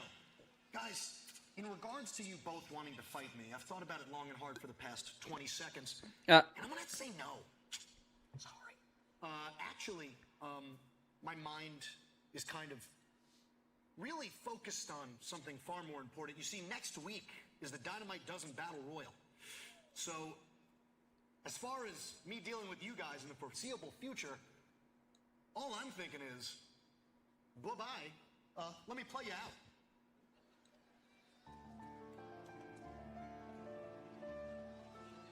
He's not playing that. He's not playing that. Yeah, WB. Well, then let me be the first to officially enter that damn battle royal. That's a good way to enter the battle royal. I like this. Let me be the second. Yeah, he ain't playing that. Yeah, I love MJF. He's the best part of this whole entire thing, man. I like him, Kyle Fletcher, Will Ospreay, Adam Page, Swerve is pretty dang fresh. Darby, I kind of like how Britt Baker just is like, nobody cares. I don't think she's a great wrestler, but I like her like attitude when she comes out here. Like she just is done with this place, but she's still wrestling. I kind of like her right now. Of course, Toni Storm. I like Mariah May. Powerhouse Hobbs needs like some sort of direction, not just, oh, I'm mad at you for letting my contract expire. Like, what? Dude, remember Ospreay had to ask to leave? How is their contract? Like, that whole Don Callis contract thing, that's just so flimsy. Get him out of that. Or get him into something that, like a story, like he learned about how Don Callis does business, and now he knows some of their like inside secrets, and he's going to reveal them unless they give him a title match or something like that. I don't know. Mix it up. Do something. Who else is really awesome? Oh, Christian Cage, dude. Come on, Christian Cage. Cole's just hype for the sake of hype. Yeah, I know. I think he peaked in NXT, man. I think he peaked in NXT. I think this whole entire like devil thing and the kangaroo kick, and it's just clown shoes, man. Get him involved in something that's great. Like, this is like, what? All of a sudden on a dime he turns babyface, and it's like the crowd's like, why? He's like, oh, I don't know. And his weak faked hands are really bad. Who else do I really like? Yo, Lady Frost, is she even under contract? Lady Frost is great, man. Britt knows no one cares. Yeah, exactly. She said it. She said it like 4 times on live TV. Roderick Strong is cool, but I wish he'd stop with the Adam. Yeah, some of them just need like new character or stories to it's like better stories than I'm gonna win a match. And I know why the stories are failing the way they are is because Tony Khan is a rich guy who doesn't have the same life experience that a lot of the people watching the show are. So we can't relate to these stories as much. Now, when somebody gets when there's a story about somebody like stealing your girlfriend or your girlfriend cheating on you, or you maybe like like real world stuff that happens, you can't pay the bills. You're gonna do whatever job you have to do to scrape together enough money for like your surgery or your sister Serenity's surgery, like something like that. So you're like a prize fighter because your mom is she needs a surgery that's super expensive and you got to get the money together. Something like that, like any like real life storylines would help these people out a lot, but it's always about like, oh, I'm gonna wrestle you, I'm gonna beat you up. Like, what? You were supposed to be my friend. We used to be friends. I think that's why the stories are so like shallow in a lot of cases, is because Tony Khan doesn't have like the life experience to make it interesting. Jamie Hayter versus Queen Aminata. Serena Deeb versus Willow. Wrestle Dynasty. International Women's Cup. What? Okay. That's not an insult. It's just some people just don't go through the same type of life as a lot of average people, especially if you're rich. You get to dodge a lot of life's more down and dirty issues. Not saying he hasn't been through anything in his life. He probably has been through a lot of bad stuff, just like everybody else. But I feel like his range in storytelling, it shows that he just doesn't have the experiences that are going to grab a casual crowd or grab a average everyday blue collar worker. Exactly, Shroomgoon, exactly.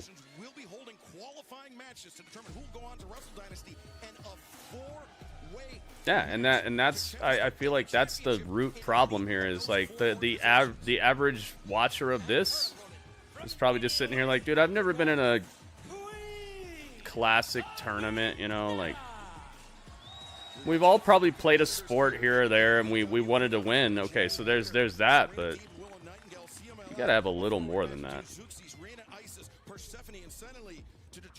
I'm leaving this title on Jamie Hayter until I see somebody. Until I see somebody,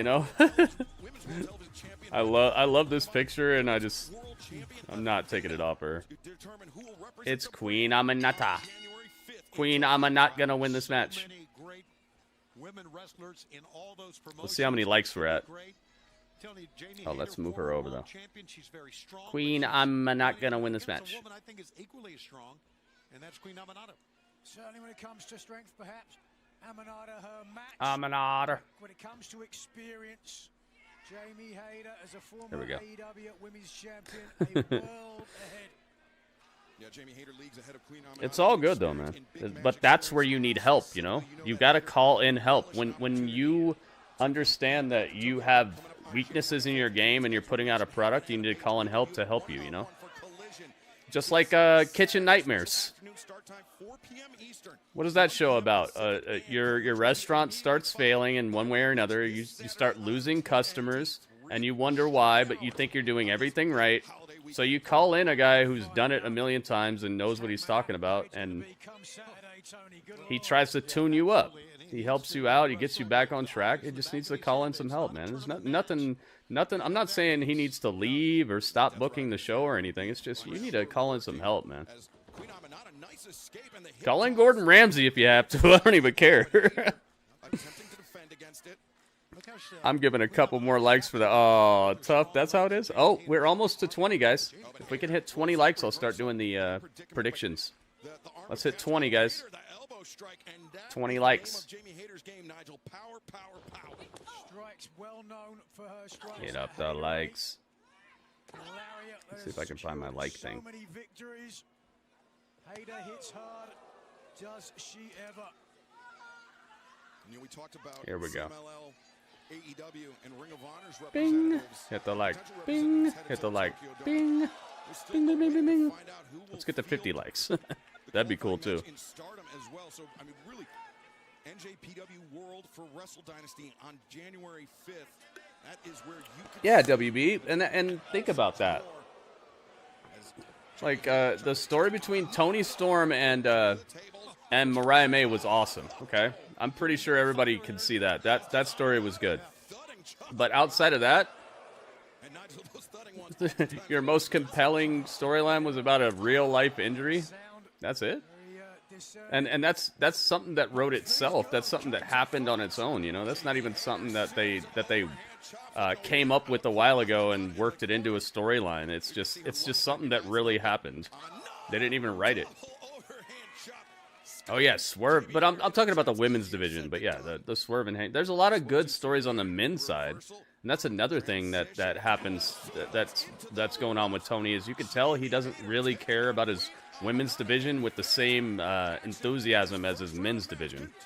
So the women suffer for sure. The men's stories aren't going that well overall, but the women's stories, my goodness.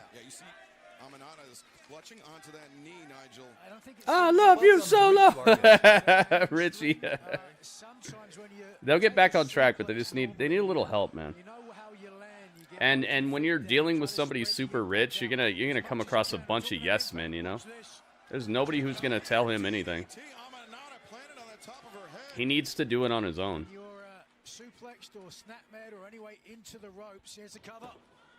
The sad part is I feel like he contacted the right people in the beginning, but they backed out.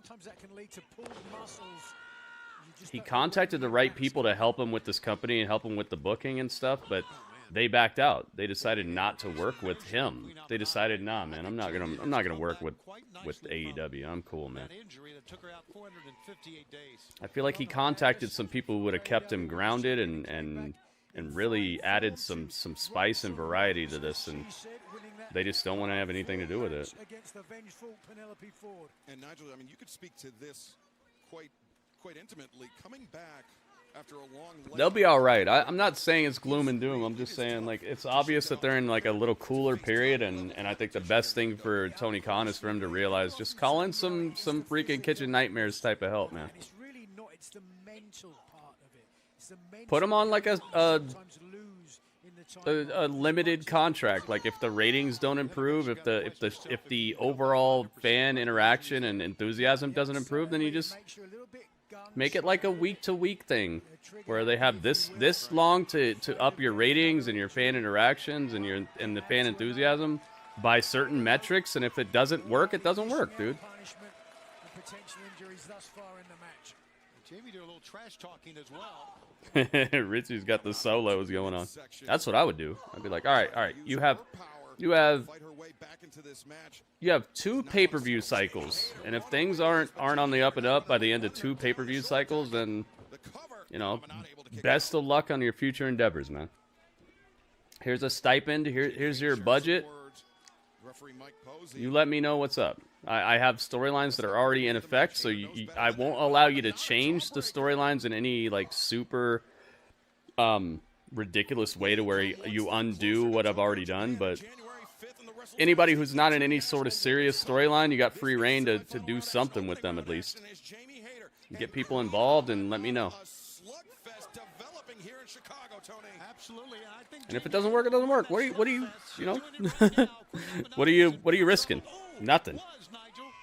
Risking money that your dad gave you, and it's infinite, almost infinite money glitch, and you're risking what, 2 months? Who cares, man? It's not like the whole show's gonna change. But reversing Hayter, no. They need some writer who understands pop culture, etc. I think that they dip into pop culture when they think about it, but I don't think they think about it as often as maybe they could. 20 likes? I don't see 20 yet. I don't see 20 yet. Corbin. I don't think we're there yet. I'm seeing sub 20. I just refreshed. Oh, it is 20. It is 20. Sorry. I wish that YouTube would update the likes live. I always have to refresh to see them. Sorry, guys. All right. We'll do a prediction on the next match because I think it's fairly well known what's going to happen here.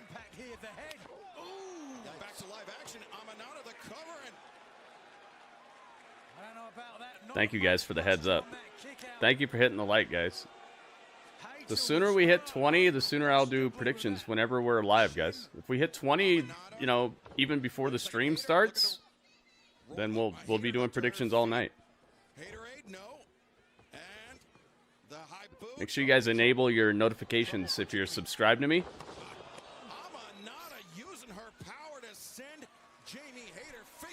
That way it'll let you know when I put the stream like it's up, but it's not live yet. That way you guys could just hit like right away and not even worry about it before the stream is even live. Because I normally have the stream ready about 4 hours before Dynamite. 4 hours before pretty much anything, so you'll be able to just hit the like right away. You said Hollywood writers? I wouldn't go that far. Because a lot of Hollywood writers aren't that good anyway. Like look about the shape Hollywood's in right now. That might be compounding the problem. They might throw in a bunch of identity politics and stuff like that and make the show even worse. I would hire a bunch of people who have done this before, you know? No, reverse again, Hayter, 2, and real scramble on the mat. Now Jamie Hayter looking for a it worked for WWE because they have a guy at the helm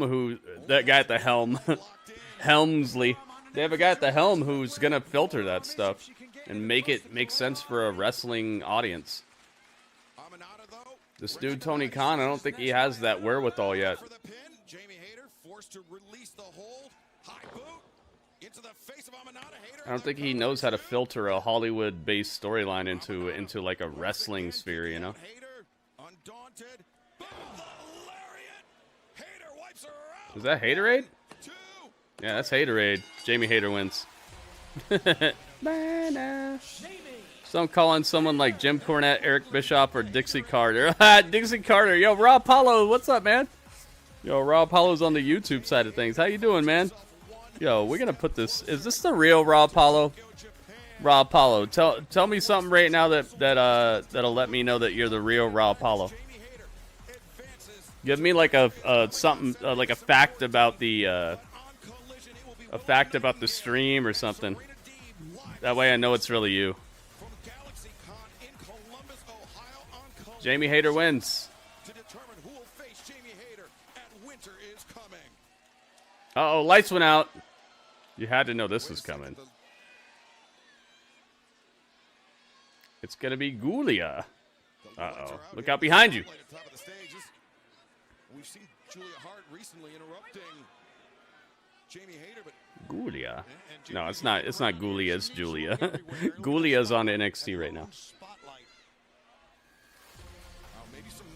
What happened? Oh, mind games. From Julia Hart towards Jamie Hayter, but earlier today, Renee Paquette sat down with mind games. Oh my God, it's Becky Lunch. Years of friendship just gone. All right, here we go. In an Mina Shirakawa. Ryan May swung that champagne bottle at you. You ducked out of the way, but it sent you both crashing through the stage. I think we all saw the physical tolls that had, but I can't imagine the heartbreak. It seemed like you were ready for this. I knew the day would come. I have been waiting for a long time. Look, she's wearing a nice dress. If I could do that to Tony Storm, I knew Jeff Jarrett could be good at booking, yeah.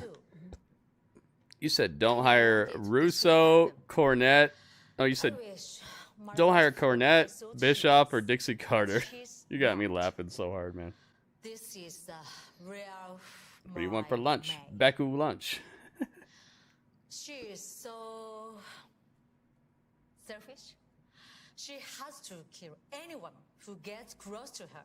She has to kill? And if that's the Did real Mina just out Mariah for murdering people? introduce her to the real Mina. Well, AEW wants Mina. They already got Jerry Lynn backstage. They've had a bunch of cool people here. Oh my God! Busted a bottle on the back of her head. Oh, she's beating her with the belt. Oh my goodness! Good old-fashioned whoopings with the title belt. I want Mina. Okay. Mariah May. Mariah May beat you down. Look at this.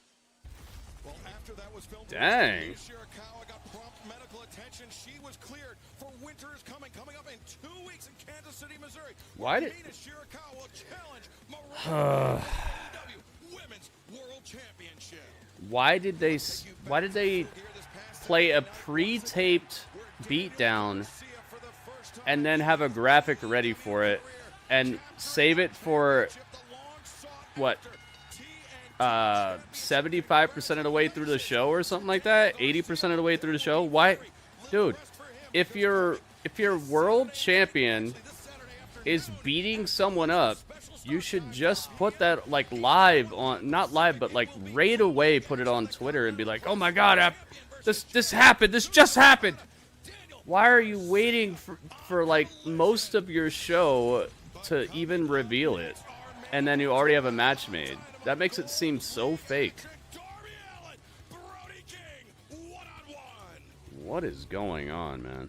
It's like they don't have any checks and balances. It's like they're not thinking about their show in terms of like how it's going to be digested by the audience. Why would you be saving your world champion, smashing this girl, and then like what? For more than halfway through the show, wouldn't you be like, breaking news?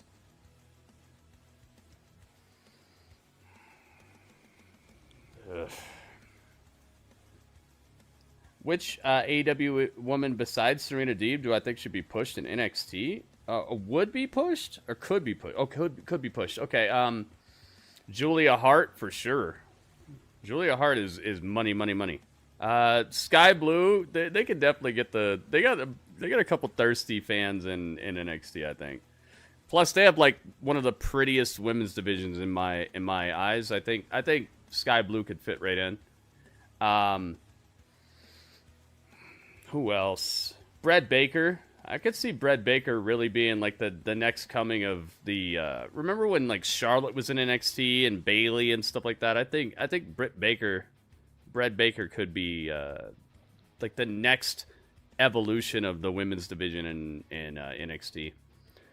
Of course, Lady Frost. I always got to big up Lady Frost. I think she's awesome, and I don't know why they don't give her more. Like, she outshines everybody. Every time they give her a match, she wrestles better and outshines the person she's in the match with, but they just make her lose because everybody she wrestles is like the one.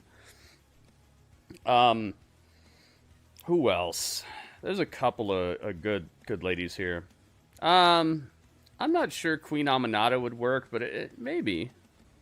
Oh, you know what she could do? She could show up. Remember how Obafemi was talking about that girl? It was like this girl who like foretold his history. What was her name?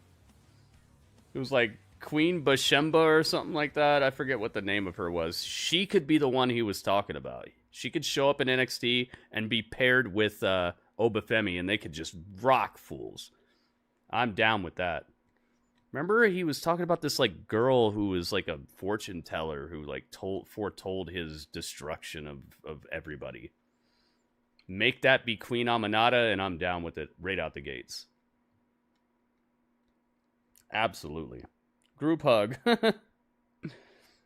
Person who returned the tape to Blockbuster didn't rewind it first.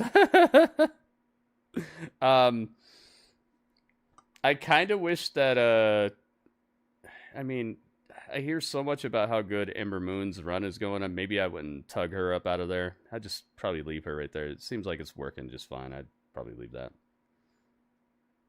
Could see Willow. Oh yeah, Willow for sure. Absolutely.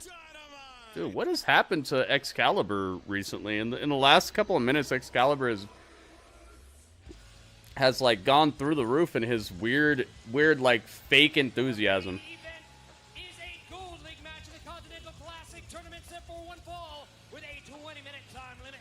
Uttering the House of Black, weighing 280 There he is. pounds, Brody King. Yeah, Shroom Willow's a good idea. Although I think she probably won't leave because I've seen her rolling around on like dirty carpets in old bingo halls and stuff, man. So she's probably just so thankful for being here that I feel like she probably wouldn't even leave.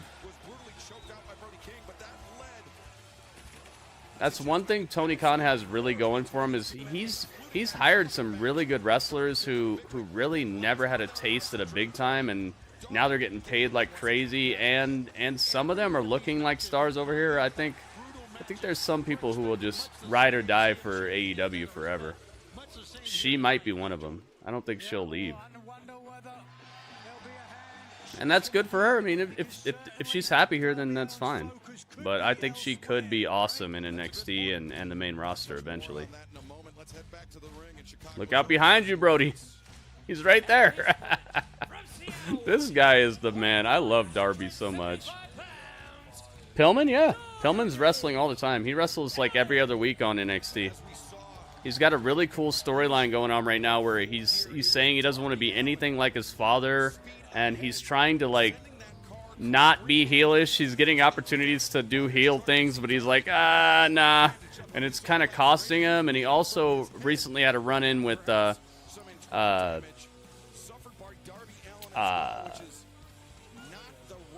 what's his name? The War Games guy. I forget his name right now.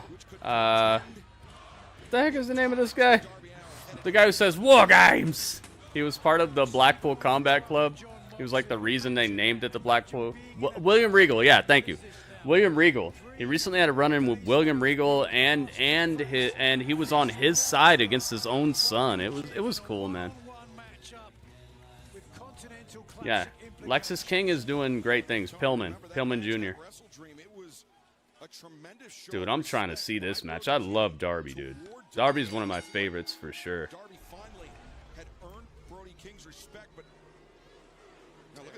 These two.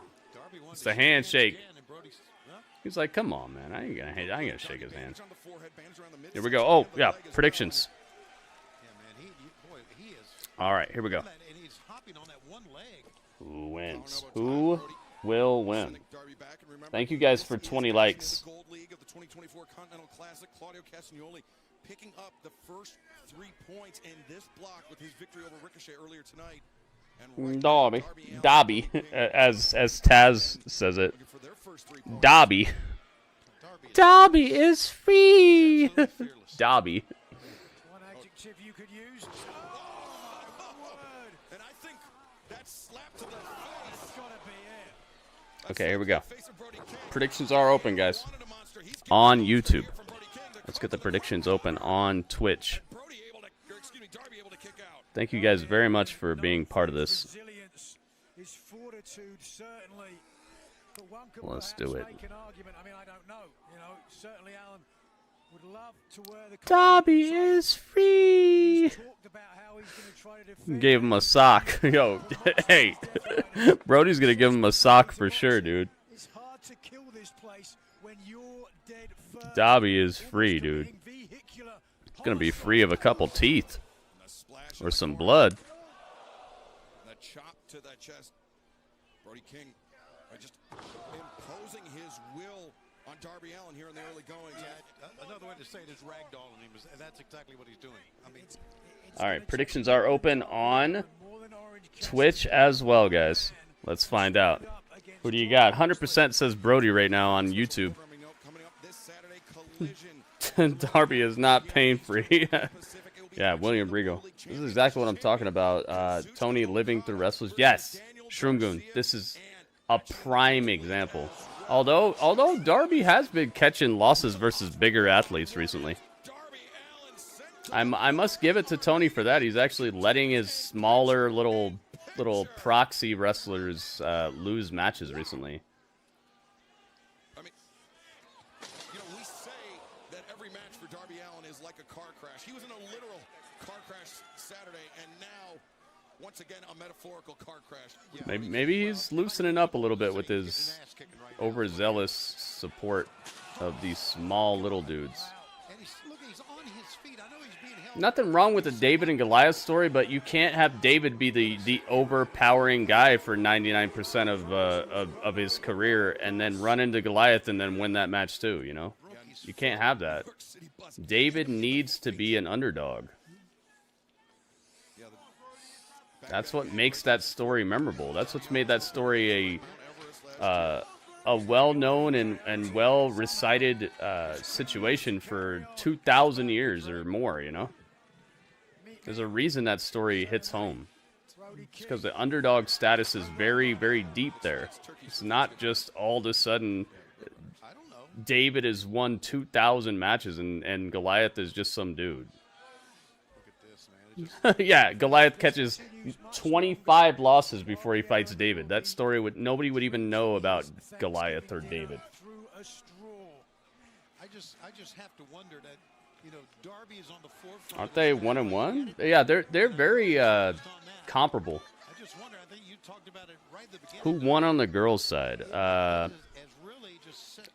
Jamie Hayter. I think that's it. I think that's it. 3 points here tonight. Definitely thinking about that. But how focused will he really truly be? All right, predictions are closed on Twitch. May the odds be ever in your favor. 75% of YouTube believes that Brody King is going to win this. Goodness gracious. Yo, what?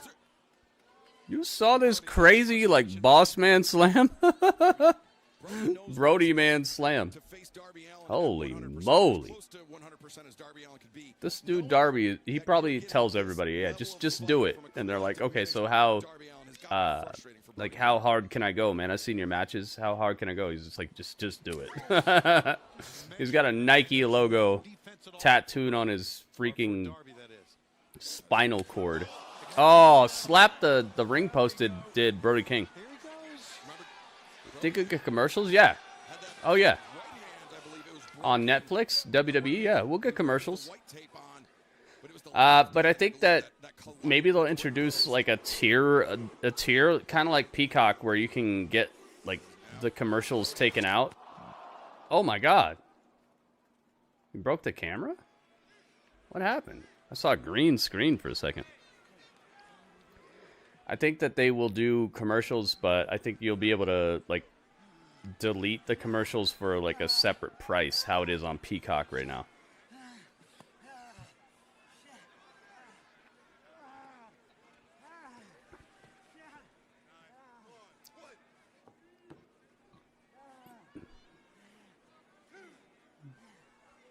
Yeah, no, I think Raw will be 3 hours. You're saying 2 hours now, and I honestly think SmackDown's going to go to 3 hours as well. That way USA gets a bigger return on their investment there. Darby's like Evel Knievel, yeah. $21 without commercials. Really? Is that true, Taz? Where are you hearing this? Do you have that? I want to know. I'm not doing it. I'm fine. Because I've seen what they do.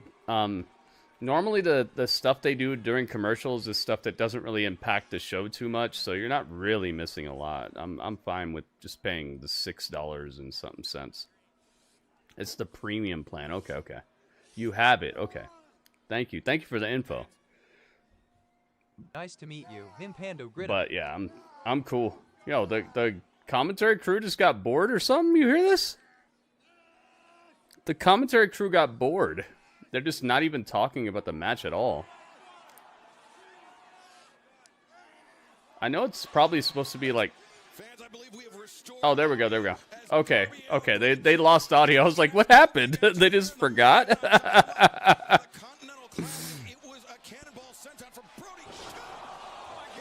Wait, Raw Apollo. Did you tell me something to like?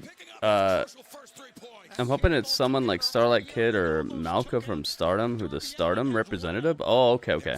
Oh, that's really you. That's really you. Okay. I definitely know that's you. All right. Here we go. There you go, Raw Apollo. Here's your sword. Or your wrench. Actually, it's a big wrench. Someone brought them a pizza or something.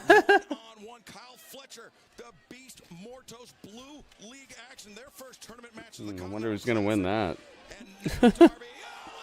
There you go, Raw Apollo. You got your wrench, man. Riveting commentary. It was coffin drop on the outside. Shouldn't that be the most devastating move of all time? Every time we see Darby get in the ring, look at this Pac and Jay White. 1 week from tonight's Dynamite, we make our debut in Fishers, Indiana. But right now, Darby Allin. What's this, Darby? What are you doing? Coffin drop on the outside again. Dude, that should be game over. Where did Tony find Darby? That's a good question, man. He used to hang out with Nick Wayne, Swerve Strickland. You know, he's got a bunch of people under his roster right now who were stomping around that area where Darby was popular. So they probably recommended him. Oh my God, Jay Montez. I hope that never happens. Yeah, he's probably just friends with a lot of those. Oh, probably Bryan Danielson. Oh my God. How the heck is he still doing something? I was like watching a Stardom show for a second. There you go. I knew it was you off of that, man. Oh my God! Wow, Brody King wins? What? Brody King joins Claudio Castagnoli. What? Holy guacamole, dude. 2 losses in a row for Darby as well. Wow. 2 losses in a row for Ricochet tonight. 2 losses in a row for Darby tonight. What in the goodness gracious am I looking at? You just had a Pikachu moment. What's a Pikachu moment? Is that where you take a Pikachu? What the heck? Dude, what in the wide world of sports am I looking at? Darby is getting defended. Claudio's jumping in with a steel chair, but... Uh-oh, Brody King says, nah. You ain't getting a piece of Darby, man. I got enough. You're not getting any. He's defending Darby. I like this. I like this. The respect, the mutual respect between Brody King and Darby has saved Darby a devastating destruction. This was a good ending, man. Very good ending. It's showing the togetherness of the rest of the roster and kind of the mounting of an offensive against the Death Riders. Like just a bit of a beginning of an offensive, a defense offensive. You know what I'm saying? Like a front line of people who realistically would stand together. That's very cool. Very, very cool ending. That's the end of the show. Yep. That's it, man. I'm so glad that the VPN worked wonders tonight. And the VPN actually allows me to upload at a speed that does not drop a bunch of frames and stuff. I was worried about that. It's a super high quality VPN. Get Brody away from House of Black? You think so? Why? What's wrong with House of Black? Brody in the final? Ooh, dude, Brody as the as the Continental Champ would be very devastating. Who would be able to get that off of him, man? That would, man. All right, let's have a little chat about the Graps.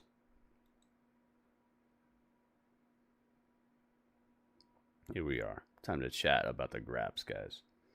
Holy moly, guacamole.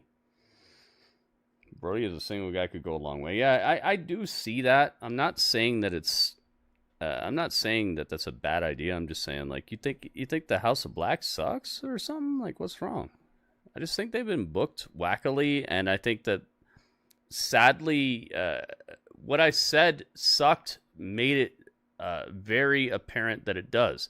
I told them, I said this, don't make a trios division. Don't do trios. But they did it anyway, and they depleted their tag team division. They made their tag division look like a joke for a long, long time. It deflated the entire thing. Your straight up tag division, which should be very strong. It should be right next to something like your mid card, like United States title, TV title, maybe even above that. You deflated it to pump up a division that didn't need to happen because you only had maybe three real trios, and then you had to start inventing trios and putting people together. It's just like the women's tag championships on WWE. You're just inventing teams to like put together just so people can fight for a title that didn't need to exist. I said it a million times. Don't make a trios division. Trios are one of the worst match types. It's literally just it turns into debacles. It turns into chaos. There's no like art of trios wrestling. It's just a bunch of people in a tag team match that breaks down into nonsense. Don't do it. And they did it anyway, and look what it did. It deflated their tag team division into obscurity. It made it to where nobody knows who's the tag champions anymore, who's the trios champions anymore. And then you also created a situation where there were people who were doing just fine in tags, and now they have like an extra member who's with them, and only in certain cases did it actually make a difference with the crowd. The House of Black is a victim of the trios title. That title should not exist. House of Black should just be they should just be free birding their way through the tag division and just smashing almost everybody. And then FTR wouldn't be lost in the sauce, and the Young Bucks would be a lot more substantial. I told them, and I said it a million times, don't do trios. But they had to do it. They had to introduce the trios titles, and now it's like, whatever, dude. Don't do it. They need to get rid of the trios titles as soon as possible. Just like the FTW championship. Look at this. Kishara Chaos is our newest chat champion right now. All right, so I want to know what score you guys would give this episode of Dynamite. Everyone's invited. Everybody who watched the show along with me, if you at least talked in the chat a little bit, I'm going to take your score. So what I would like is if your score could be between 7.0 at the lowest. The lowest score I'm going to take for this show is a 7.0. If you think this show was like a 6.1 or something like that, then I could maybe see it, but we're just going to start at 7.0. Okay, guys? That's the lowest score I'll take. 8.4 is going to be the ceiling. 8.4 is going to be the highest score I will take for this episode of Dynamite. Okay, this is the 27th of November, 2024. All right, so the highest score I'll take is a 8.4. The lowest score I'll take is a 7.0. And you have until the end of this song to give me your score.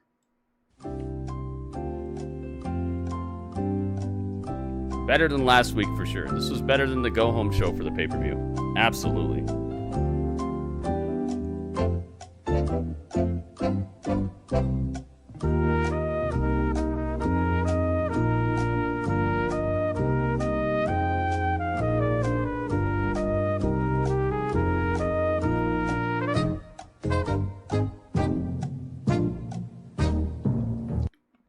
But do I think they will? No, they won't. They won't. They'll just keep They'll just keep deflating, and it just... The trios title feels like when you have... when you try to make tea, but you don't let it steep for long enough. You have like boiling water, you put a tea bag in there, and then you take it out too quick, and you just have like that little... There's like a little bit of flavor, but it's just not... It's not... You could have spent a little bit more time and a little bit more investment. Like the trios division just feels undercooked, underwhelming, and also it has cost them more than it has helped them. With very few exceptions. They need to get rid of it. Just do tag teams.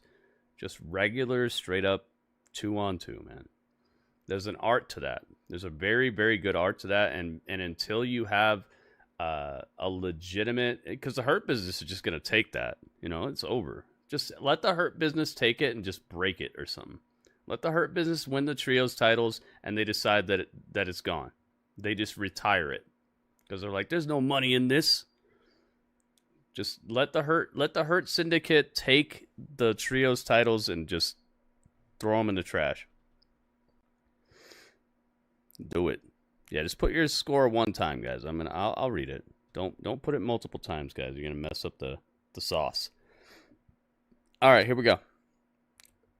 Corbin says 7.8. Thank you, Corbin. You got it. Tough says 8.19. Dang. He says this was fantastic. You got it, Tough. Thank you, Tough Aldrin. One of my favorite names. Lisa or Donovan says 7.0. You got it. Thank you, Donovan. 7.7 says Lucas Nathan. You got it. Ta-da. All right. Let's see here. Taz says 7.5. You got it. Thank you, Taz. It's Taz. Taz, I got you. Thank you. Super Mario says, what is 7.75592? And you said, what is? So I give you the what's up. You got it. Let's see here. Ringmaster says 7.7. Thank you, Ringmaster. Not a bad show. I wish they had a person to fact check and quality assure the show, dude. There's things that are legitimately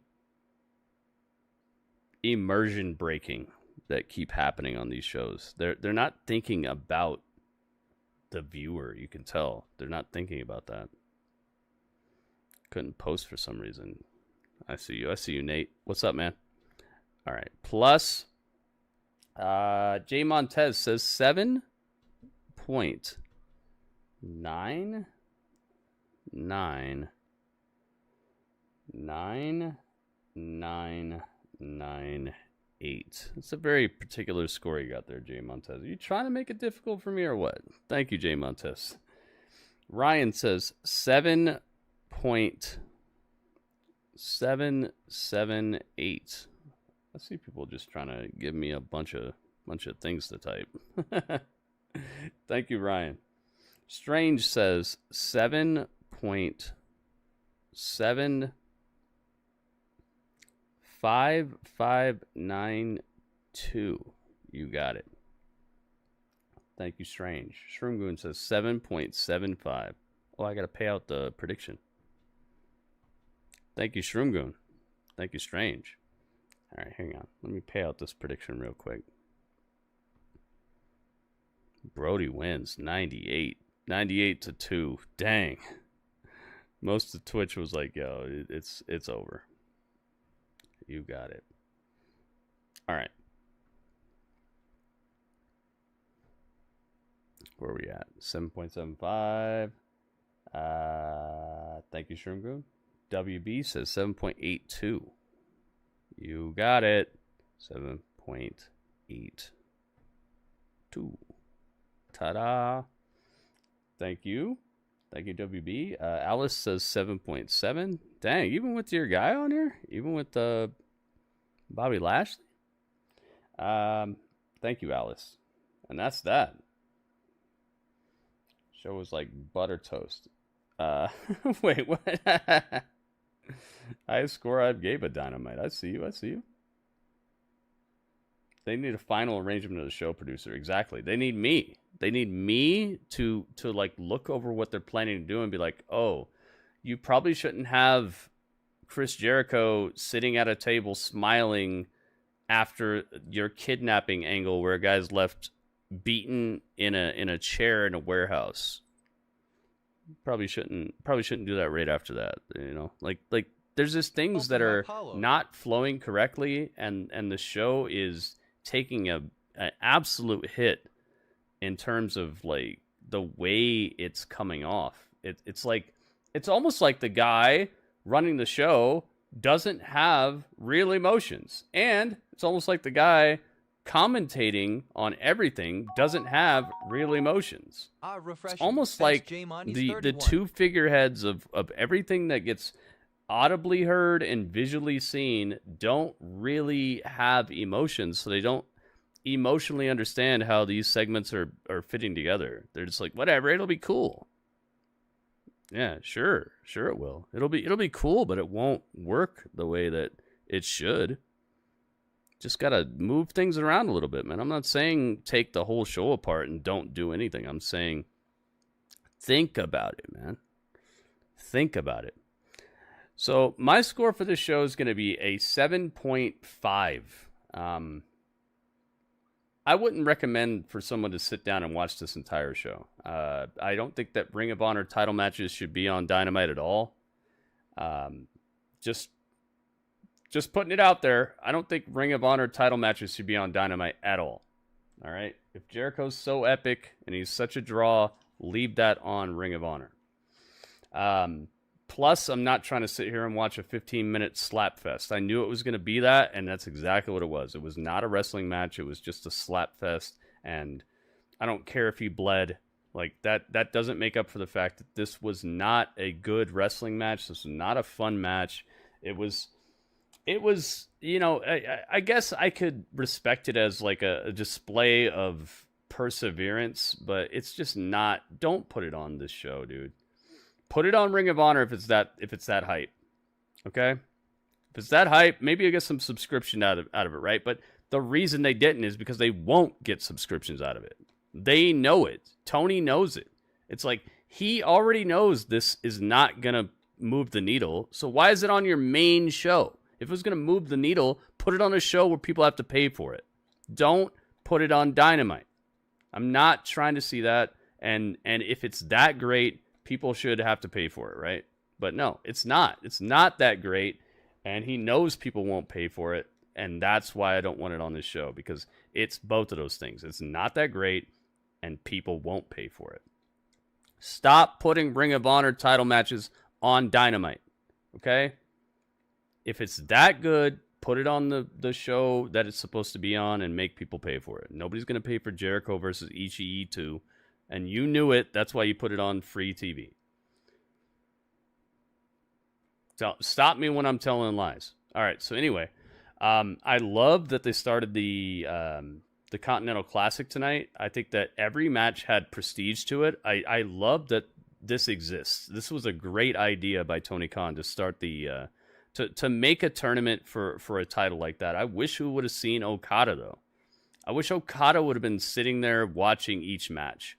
Because it's his title, right? Shouldn't he care a little bit? But no, it's like they don't want any of the elite out here at all, and it's detrimental to the show in certain ways, because Okada would have brought star power to the show. He could have been sitting there calling everybody the B word as they walked in or walked out. It could have been a fun little thing that everybody gets to like maybe shake the hand of Okada and he calls him the B word. They could have made it fun, but he's just nowhere to be seen. It's just his title is there, and it's like, what? He doesn't even what? What's going on, man? I liked that every match for that title felt prestigious, and this is one of the things that I talked about earlier. So you made it so nobody could be at ringside for your Continental Classic matches because the matches are too important. This title's too important. Why is that not the rule for your world title then? Your world title is somehow less important than the Continental crown? Why is that not the rule for your world title? I don't get it. You have these weird inconsistencies that make your show into a joke to the average hardcore wrestling fan or the average wrestling fan altogether. Why are people not allowed out here for the Continental crown matches or Continental? They're not even for the title. They're just a match in the tournament. I could see maybe the last match where the gold and the blue winners fight each other. Maybe that could be where you make it so there's no interference. But then again, same thing. Why is that more important than your world title? Why is that not the rule for your world title matches? I don't get it, man. You thought you did something smart, but you undermine everything else. The Mina Shirakawa segment was fun, but I really wish they just would have put that on Twitter immediately as soon as it happened and started the show with it. To just give the women a little bit of a push and a little bit of reverence, because if your world champion beats up somebody and you're going to make a world title match out of it, that should be the first thing we hear about. We shouldn't be doing November Rain and all that, okay? It should be like, this just in. Why are you waiting till 80% of the way through the show to tell us, oh, by the way, our world champion beat somebody up and they're going to have a title match? Like, I've said this before, I'm going to say it again. There's just this gigantic gap between Tony Khan's investment in the men's division and the women's division. If that would have happened between Moxley and Cassidy, it would have been the first thing we would have seen. But no, it happened between Mina Shirakawa and Mariah May, and so it's 80% of the way through the show. Oh, by the way, our world champion beat somebody up backstage, and now they're going to fight for the title. Garbage booking, garbage placement. Just everything about it, besides the segment itself, needed to be done way better. I gotta say, a lot of these matches tonight were very fun, though. I liked a lot of the matches. I feel like the predictability of some of them got a little bit overdone. Gosh, man. I had a pretty fun time, but I think a lot of that came from just hanging out with you guys and being part of it. And the crowd, one of the things that I always look to is how the crowd reacts to stuff, because they're paying money to see this, and are they entertained? And for a lot of the night, they were just trying to entertain themselves. So I don't know, man. This just seems like another show in the road, and it was better than last week. I will say that. It was better than the Go Home show, which is saying a lot, because your Go Home show should probably be your best show, right? No, this was better than the Go Home show. I'm gonna give it a 7.55, maybe. I'll give it a 7.55. Just not the best show, and a lot could have been remedied about this if they just would have had somebody to like quality assure this whole entire episode, man. It's like they're letting too many people do whatever they want, and the show becomes disjointed and has all these conflicting levels of like seriousness and stuff. It's like you're watching a horror movie, and then for half the movie it's comedy, and a third it's a weird drama about like coming of age, and then for 25 or 12% it's a movie about like craftsmanship of like old school cars and restoring cars, and then the last 25% is where it actually becomes a horror. And it's like, dude, you're having way too many conflicting weird things out there, because you have too many chefs in the kitchen, man. You're letting too many people just do whatever they want, and no quality assurance, no like person to make sure that like it's an equal experience across the board. It's like you go to a restaurant, you get served an incredible appetizer, then you get served a really bad cold soup that it's not even supposed to be cold. It's just they didn't heat it up right. Then you get your entree, and it's not even quite what you ordered. Then there's a mariachi band that sings happy birthday, and it's not your birthday. Like, there's no quality assurance, dude. Assure the quality to at least make a consistent show. Stop with this variety it feels like Yeehaw or something, man. This is like variety show of just do whatever and just try to make people laugh. And that's another thing, is that there's this like tinge of comedy that they try to add to things that should not have comedy involved at all. They need to just, I'm telling you, they need to have somebody who is just objective and is not above Tony Khan, but when they say something, Tony Khan has to listen. And that person needs to be me. Hire me, Tony. I'll hook you up. I'm going 7.55. All right. So that all adds up to 107.999838. Oh, my goodness, dude. We broke 100. We broke 100 on Dynamite. I love it. Thank you guys so much. Put some hype in the chat for yourselves, guys. We broke 100 on the scores all added together. Put some hype in the chat, man. That's awesome. Yeah, Swerve's now going to feud with Max Caster and all that. You see what I'm talking about. I see a lot of people already left because I was not glowingly approving of this performance tonight. I wish people would stop doing that, man. What did I say that was false? What did I say that was abrasive? What did I say that was insulting? Like, I didn't insult anybody. I didn't call anybody a vanilla midget or any of that stuff. I'm literally just telling you what could help this show to gain back some of the people that they've lost, and what could make it more entertaining for me too, and probably for everybody in here, most of the people in here. My ideas probably aren't going to make the show into a behemoth, but it will improve the show, wouldn't it? I didn't say anything that I thought was out of pocket, but people gotta jump ship as soon as I say anything besides AEW best, AEW great, Booker of the Year. Sure. All right, so 107.999838 divided by how many scores? Let's see. I'm dividing it by how many people gave scores. That way we can get to the average score and see if they scored a point, a half a point, or no point tonight.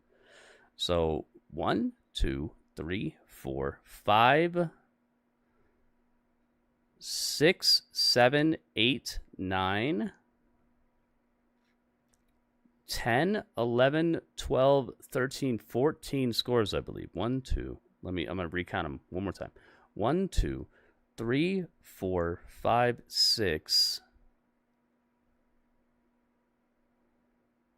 7, 8, 9, 10, 11,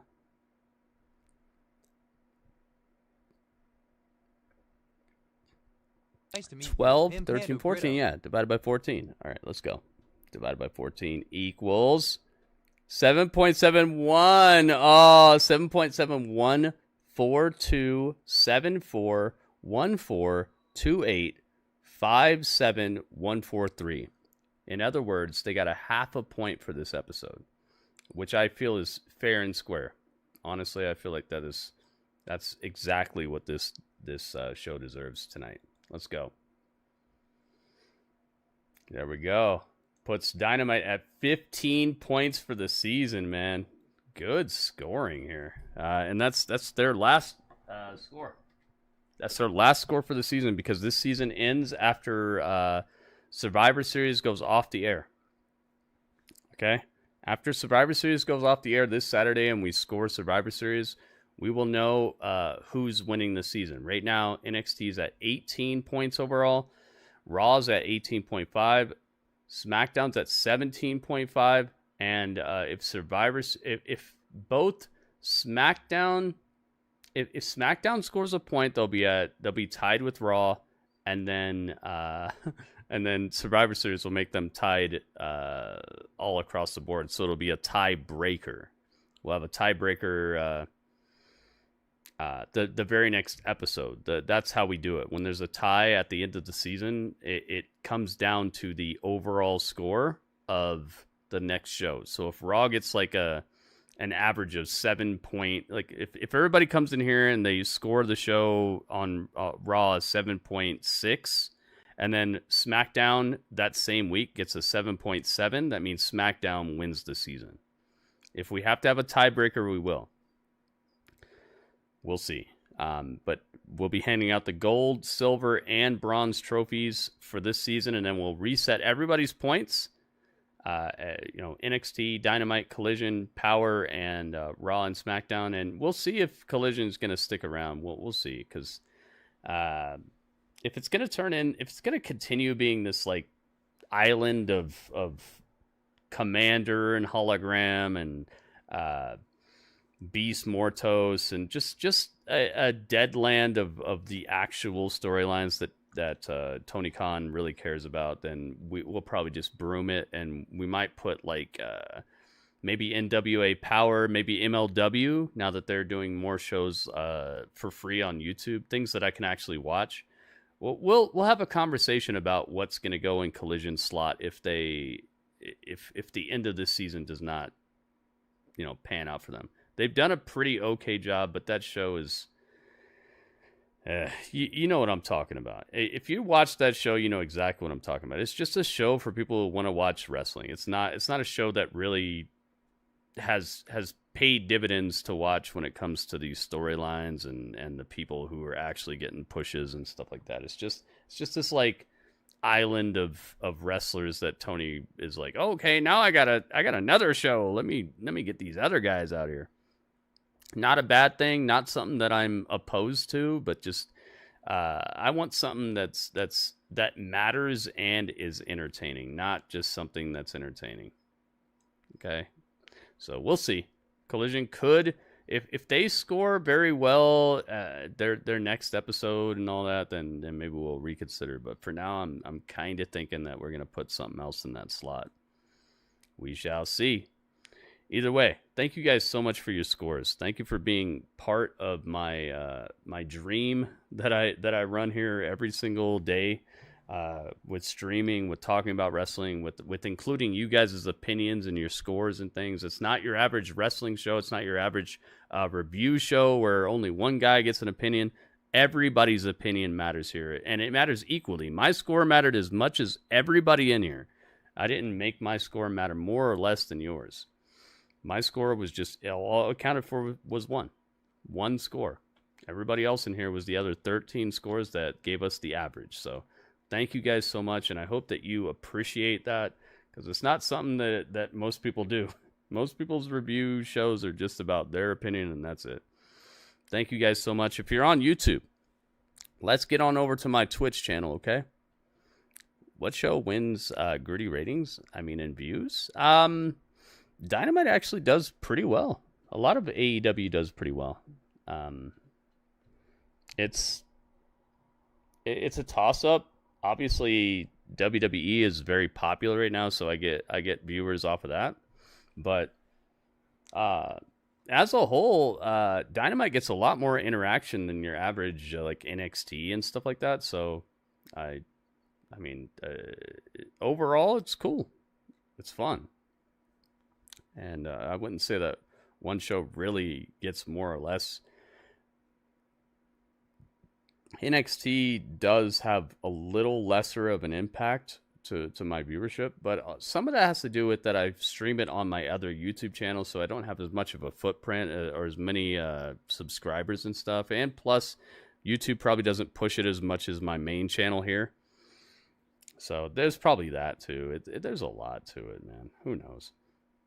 Either way, thank you guys so much. Get to my Twitch channel, guys. Twitch.tv/Gritty Urban Saga. I'm live right now. The whole broadcast you've seen on YouTube is the same broadcast that I'm doing right now on Twitch. There's no difference. So if you liked my stream, if you've been in here, if you've been hanging out, just click that link and get on over here. Come on, hang out with us, guys. You'll be all right. And to everybody who's already on Twitch and hanging out with us, stick around, because we're not done yet.